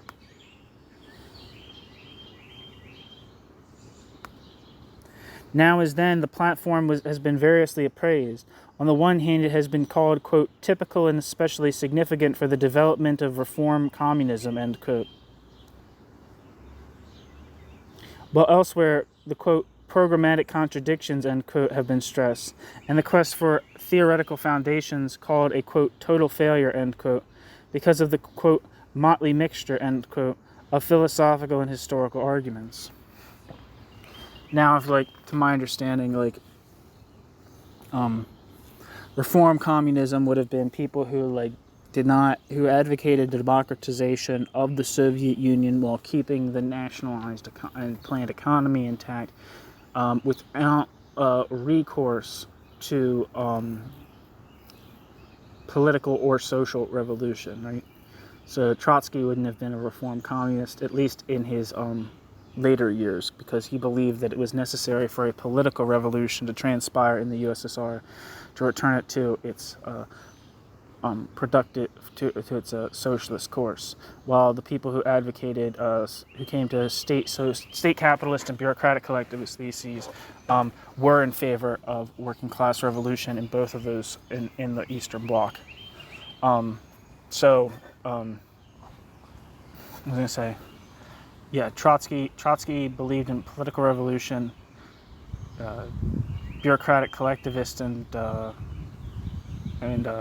bureaucratic collectivists and state capitalist theorists wanted a social revolution, and the reform communists want democratization from above, more or less. Obviously, there's probably room for popular pressures within that, but generally, it wouldn't be a revolution; it would be a reform. Right? So, some people that would be part of that might be Kufler, Isaac Deutscher, and Georg Lukács, I think, would all kind of fall into the category of reform communism.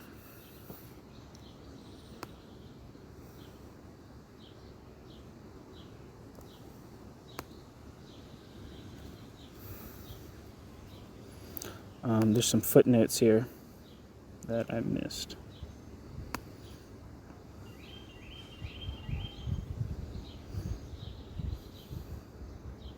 One is a reference to a book by Wolfgang Leonhardt, Three Faces of Communism. That's one footnote. The next footnote says, the platform states that Marxism-Leninism must be supplemented and expanded by the views of Trotsky and especially of Bukharin, the views of Rosa Luxemburg, Karl Kautsky, Fritz Sternberg, the Yugoslavian and Chinese experience, etc. Obviously, I have a bunch of things on Trotsky on here, and I have things about Rosa Luxemburg from here. I don't really have anything from Karl. I don't think I have anything from Karl Kautsky, though I should, because he's important. Fritz Sternberg, yeah, I have one thing about. I have a thing by Marcel van der Linden about Fritz Sternberg. But yeah, end footnote.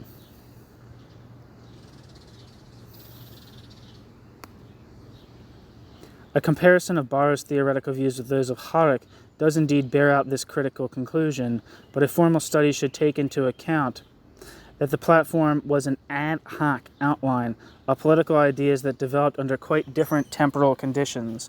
The basic questions and the problems taken up are in just as much agreement as the effect and function of the communist opposition in its time.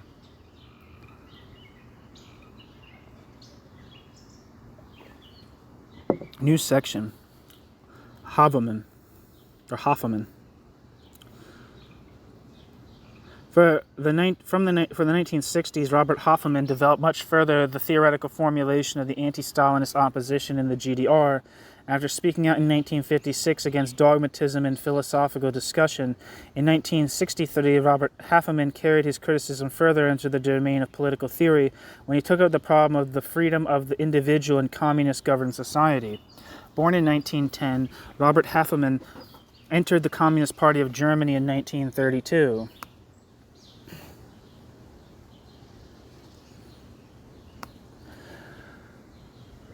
As an active anti-fascist in 1943, the year Robert Hofmann, I don't know how you'd say it, half or half, I don't know. It looks like Haveman, but it's like either Hofmann or Hofmann or Haveman or something like that. I don't know, but you get the idea.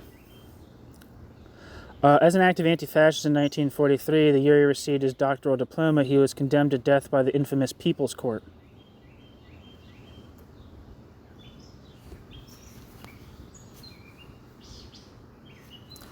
The People's Court.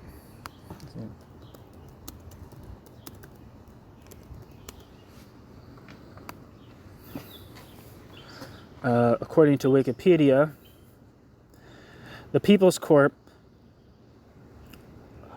was a Sondergericht special court of Nazi Germany set up outside the operations of the constitutional frame of law.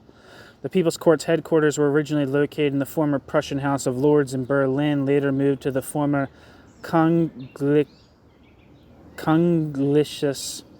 Wilhelms Gymnasium at Belle Strasse 15 in Potsdamer Platz.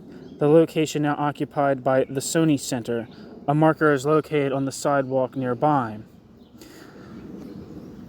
The People's Court was established in 1934 by order of Reich Chancellor Adolf Hitler in response to his dissatisfaction of the outcome of the Reichstag fire trial in front of the Reich Court of Justice, Reichsgericht, in which all but one of the defendants were acquitted. The court had jurisdiction over a rather broad array of, quote, political offenses, end quote, which included crimes like black marketeering, work slowdowns, defeatism, and treason against Nazi Germany. These crimes were viewed by the court as Verkraftssetzung, quote, the disintegration of defensive capability, end quote, and were accordingly punished severely. The death penalty was meted out in numerous cases. The court handed down an enormous number of death sentences under Judge President Roland Freisler, including those that followed the plot to kill Hitler on the 20th of July, 1944. Many of those found guilty by the court were executed in the Klutz in the prison in Berlin. I don't know if I'm saying that right. The proceedings of the court were often even less than show trials in some cases, such as the Sophie Scholl and her brother Hans Scholl and fellow White Rose activists. Trials were concluded in less than an hour without evidence being presented or arguments made by either side. White Rose was like an anti-Nazi group in the Third Reich. The president of the court often acted as prosecutor, denouncing defendants, then pronouncing his verdict and sentence without objection from defense counsel, who usually remained silent throughout. The court almost always sided with the prosecution, to the point that, from 1943 on, being brought before it was tantamount to a death sentence. Being brought before it was tantamount to a death sentence.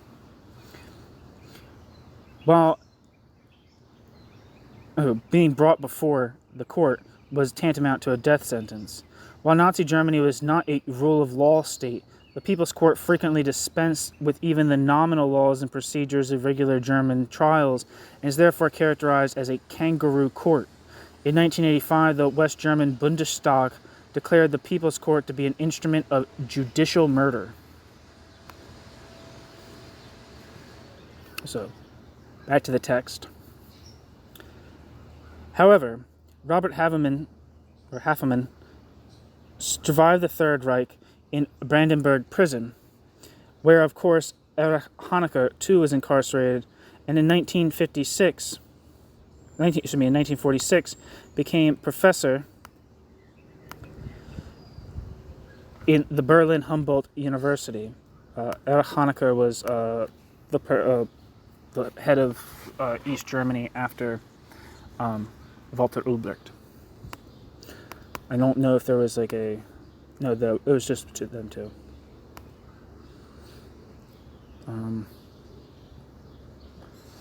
Wikipedia says Brandenburg-Gurden prison is located on Anton Seyfkov-Ala in the Gurden quarter of Brandenburg an der Havel. Erected between 1927 and 1935, Brandenburg prison was built to be the most secure and modern prison in Europe. Both criminal and political prisoners were sent there, as well as people imprisoned for preventive detention or for interrogation and prisoners of war. Built with a capacity of 1,800, it sometimes held over 4,000 during the Nazi era. After the war, East Germany used the prison to incarcerate at least 170,000 people. Prisoners were used for labor, with them making things such as tractors, kitchen furniture, uniforms, and radiation suits, electric motors, shoes, and cars.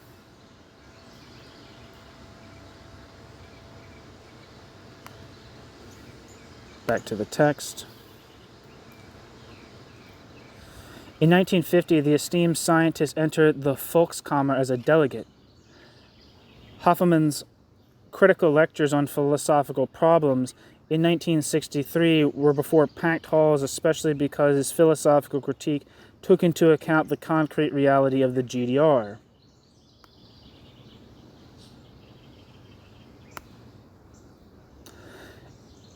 This accounted for its, quote, unique impact, end quote.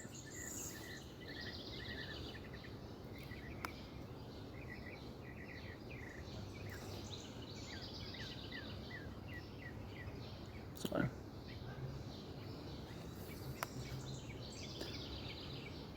Hermann took a position against deformations in the GDR regime and spoke out for a socialist democracy, which, as Robert Hermann said, could not exist without open criticism and relevant debate and discussion. Robert Hermann therefore demanded, quote, more freedom in the GDR, end quote, than even the Western democracies could give to their citizens. The GDR leadership also took repressive measures against Robert Hermann. These were at least at first restricted to denying Robert Hermann the right to practice his profession, but later Robert Hermann was isolated.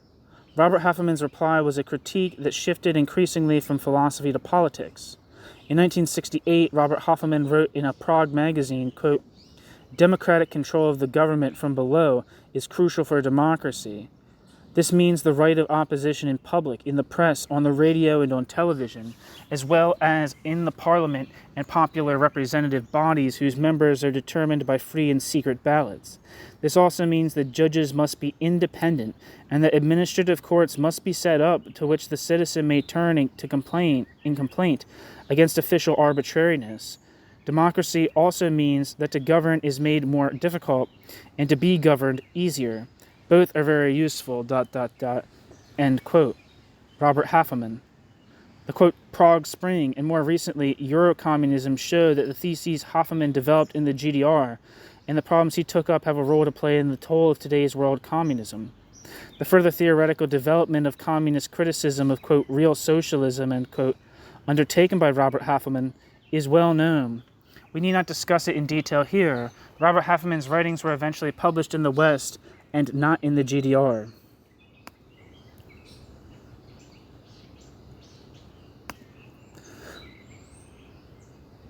Hermann continues to regard himself as a critical communist. For Hermann, capitalism is no alternative since Hermann feels that the capitalist economy has reached the limits of its, quote, conditions of existence, end quote.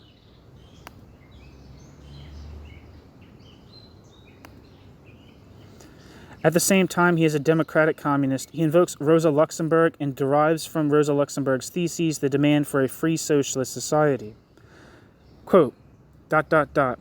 with freedom of the press and freedom for divergent thinking, freedom of assembly, right to strike, freedom of religion, philosophical views, artistic creativity, i.e. the abolition of any interference into culture and science by the state or patronage of these areas by the state. Socialism does not mean collective uniformity. Socialism does not mean the abolition, but rather the free development of the broadest diversity in human life and thoughts. Socialism is free pluralism in all areas of life. End quote. Robert Hermann.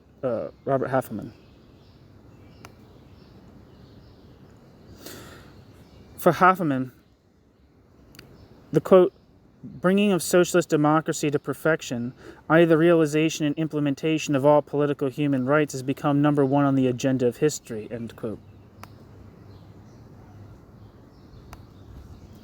Thus, Hermann, too, is an example of how the opposition of the Third Way further developed, and how fundamental positions of democratic communism step by step began to expand theoretically. There should actually be no question but that Bahro must also be ranked in this tradition.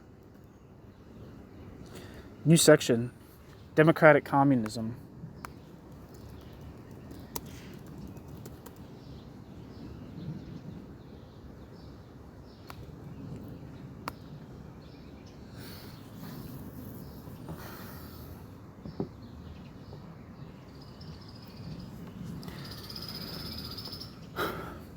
The theoretical conceptions from Harek to Habermas and Bahro have all started out from the same premise. All check the reality of communist states against Marxist theory, and from the contradiction between theory and practice. Between the claims and realities, they derive their demand for the elimination of the bureaucratic dictatorial rule, freedom of information and discussion, and finally organization for ensuring that the will of the majority prevails, as well as the protection of minorities on the basis of the existing communist order. Thus it became the goals of democratic communism. Of course, this line did not develop just in the GDR, but also in many other communist states and parties. Finally, the demands for civil rights, freedom of opinion, freedom of press, legal guarantees, independence of the people's representative bodies, etc., were realized in part in Czechoslovakia in 1968. Thus the concrete content of democratic communism became discernible, the linking of the communist socio-economic order with elements of democratic co-determination and institutionalized legal guarantees. Czechoslovakia showed that the ideas of democratic communism are by no means only the utopian ideas of political dreamers. The invasion by the Warsaw Pact troops was directly against the practical implementation of the everywhere latently existing ideas of democratic communism. The possibility of implementing democratic communism was first and foremost a question of the ability of communism to change at all. It has been shown that communism had been flexible in the past. Eurocommunism shows us that communist parties not in power, and perhaps specifically for that reason, are moving in the direction of democratic communism. For the countries of the Warsaw Pact, and hence also the GDR, the example of Czechoslovakia in 1968 shows the narrow limits that the Soviet hegemony in real socialism has set. On the basis of this experience, Bahro was able to develop an innovative analysis of the new peculiar type of social formation. The possibilities and limits of democratic communist ideas thus become evident. The importance of the theorists from Harek to Bahro lies in the fact that they reflect the contradiction that exists between official ideology and practice, which time and time again has led to oppositional moods, especially among the youth. As long as political and social tensions exist and are ideologically glossed over, political thought must give rise to an imminent criticism. Only if the gap between the ideal and the reality is reduced to a minimum or indoctrination is abolished can this process be prevented. But since both seem to be impossible for the Socialist Unity Party of the GDR, democratic communist tendency may crop up again and again. The democratic communist tendency may crop up again and again. Since, on the other hand, the system in the GDR, has in all communist-governed states of the Moscow type, depends on the friction-free functioning of the apparatus, it is indispensable that the ruling elite maintain close ranks and that the functionaries be incorporated into the hierarchical apparatus. Any opposition within the apparatus touches the very roots of the system, and the leadership must therefore prevent deviations within the apparatus and maintain democratic centralism as its instrument of control. However, the apparatus is more susceptible to an imminent opposition of democratic communism than to any other deviations. To this extent, democratic communism is indeed a danger, which explains why the SED leadership reacts so vehemently and is so quick to resort to repressive measures. Hence, the significance of humanistic and democratic aspects of Marxist theory for the development of GDR communism should not be underestimated. If one looks only at the political realities and disparages ideology as utopia, one overlooks the role and the possible impact of revolutionary ideas and their feedback effects on reality. Of course, neither should the effect of the opposition on the political stability and power system of the GDR be overestimated. As long as bureaucratic dictatorial communism functions in the USSR, there's probably no real possibility for the GDR to develop in isolation and on its own in the direction of democratic communism. The previous history of the GDR does indeed show that oppositional currents of various convictions continually recur, but that the system of rule on the whole is more firmly entrenched and often also more flexible than is assumed by public opinion in the West. However great the theoretical significance of Bahro's work must be, we must warn against overestimating Bahro's work's effects on practical policy. Indeed, that has been amply demonstrated by the tradition of democratic communism. Our sketch of some of the problems of democratic communism has been limited to the question of identifying the tradition in which Bahro finds himself. The complex and complicated problem of democratic communism is but suggested here. We have been able to present the tradition of the Third Way in barest outlines and have dealt in just as little detail with the diverse currents as with the internal dimension, as, for example, the Russian left opposition of today. We have not described the current discussion and some... sorry, I missed a footnote. I want to get the footnote.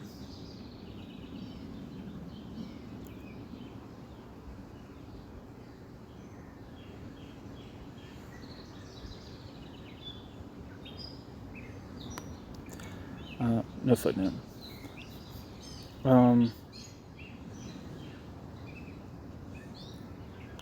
We have not described the current discussion subsequent to Biermann's expulsion, nor for the fundamental discussion about Marxism in the GDR, which now and in the past have moved in the direction of democratic communism. Where am I?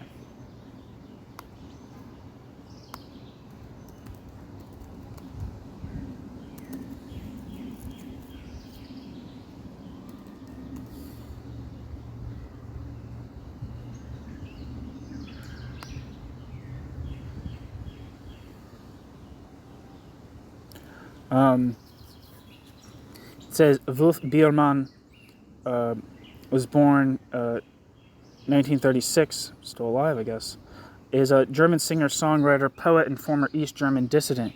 He is perhaps best known for the 1968 song Ermutigung, an expatriation from East Germany in 1976.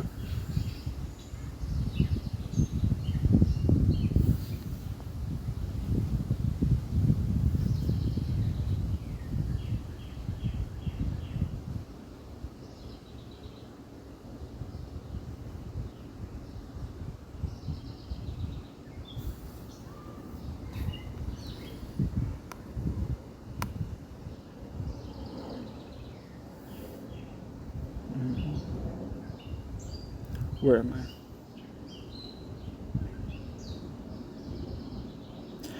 Nor have we touched upon the problem of growth of welfare communism, which Bahro discussed, or the problem of the apparatus.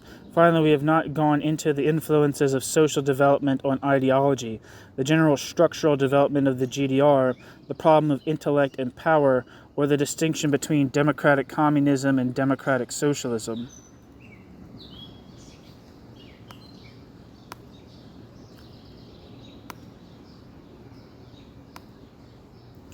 Our purpose is only to provide a sketch for the relevant group within the democratic communist tradition on the basis of general statements reflecting the Third Way. We found that the goals as well as the critical method all stem from Marx, and that in all cases the point of departure is the development of the Russian Revolution of 1917. Bahro's ideas of a, quote, minimal program for a democratic revolution against the political bureaucracy, end quote, are just as much a part of this context as are his more original observations. Footnote. I cannot go into detail here on Bahro's significance. See such diverse authors as Ernest Mandel and Fritz Schenk and Günter Bartsch. End footnote. Bahro himself sees the weak points in the tradition, specifically the lack of socioeconomic line. Quote, since 1953, the progressive communist forces, even ignoring their objective weakness while the Cold War was still in progress, have time and again proved insufficiently prepared.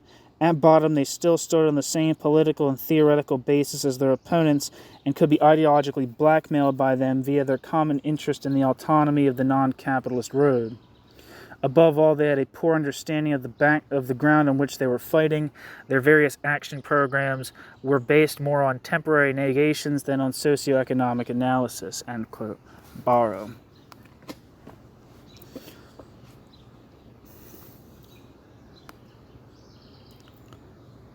Bahro did not mean that this was true only for the GDR. He was discussing the developments in Czechoslovakia. But with reference to the GDR, one must also ask whether the revisionist economist opposition in the context of that time did not provide the impulses which Bahro took up. After all, Behrens and Benari only advocated the dismantling of centralism and the institutions of elements of self-administration, but also criticized the role of the party, the political bureaucracy.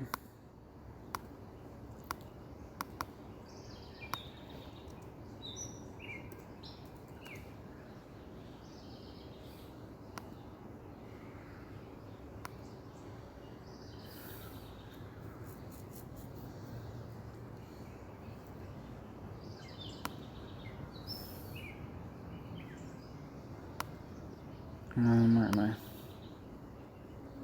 Seeing if Behrens and Benari come up if you look for them.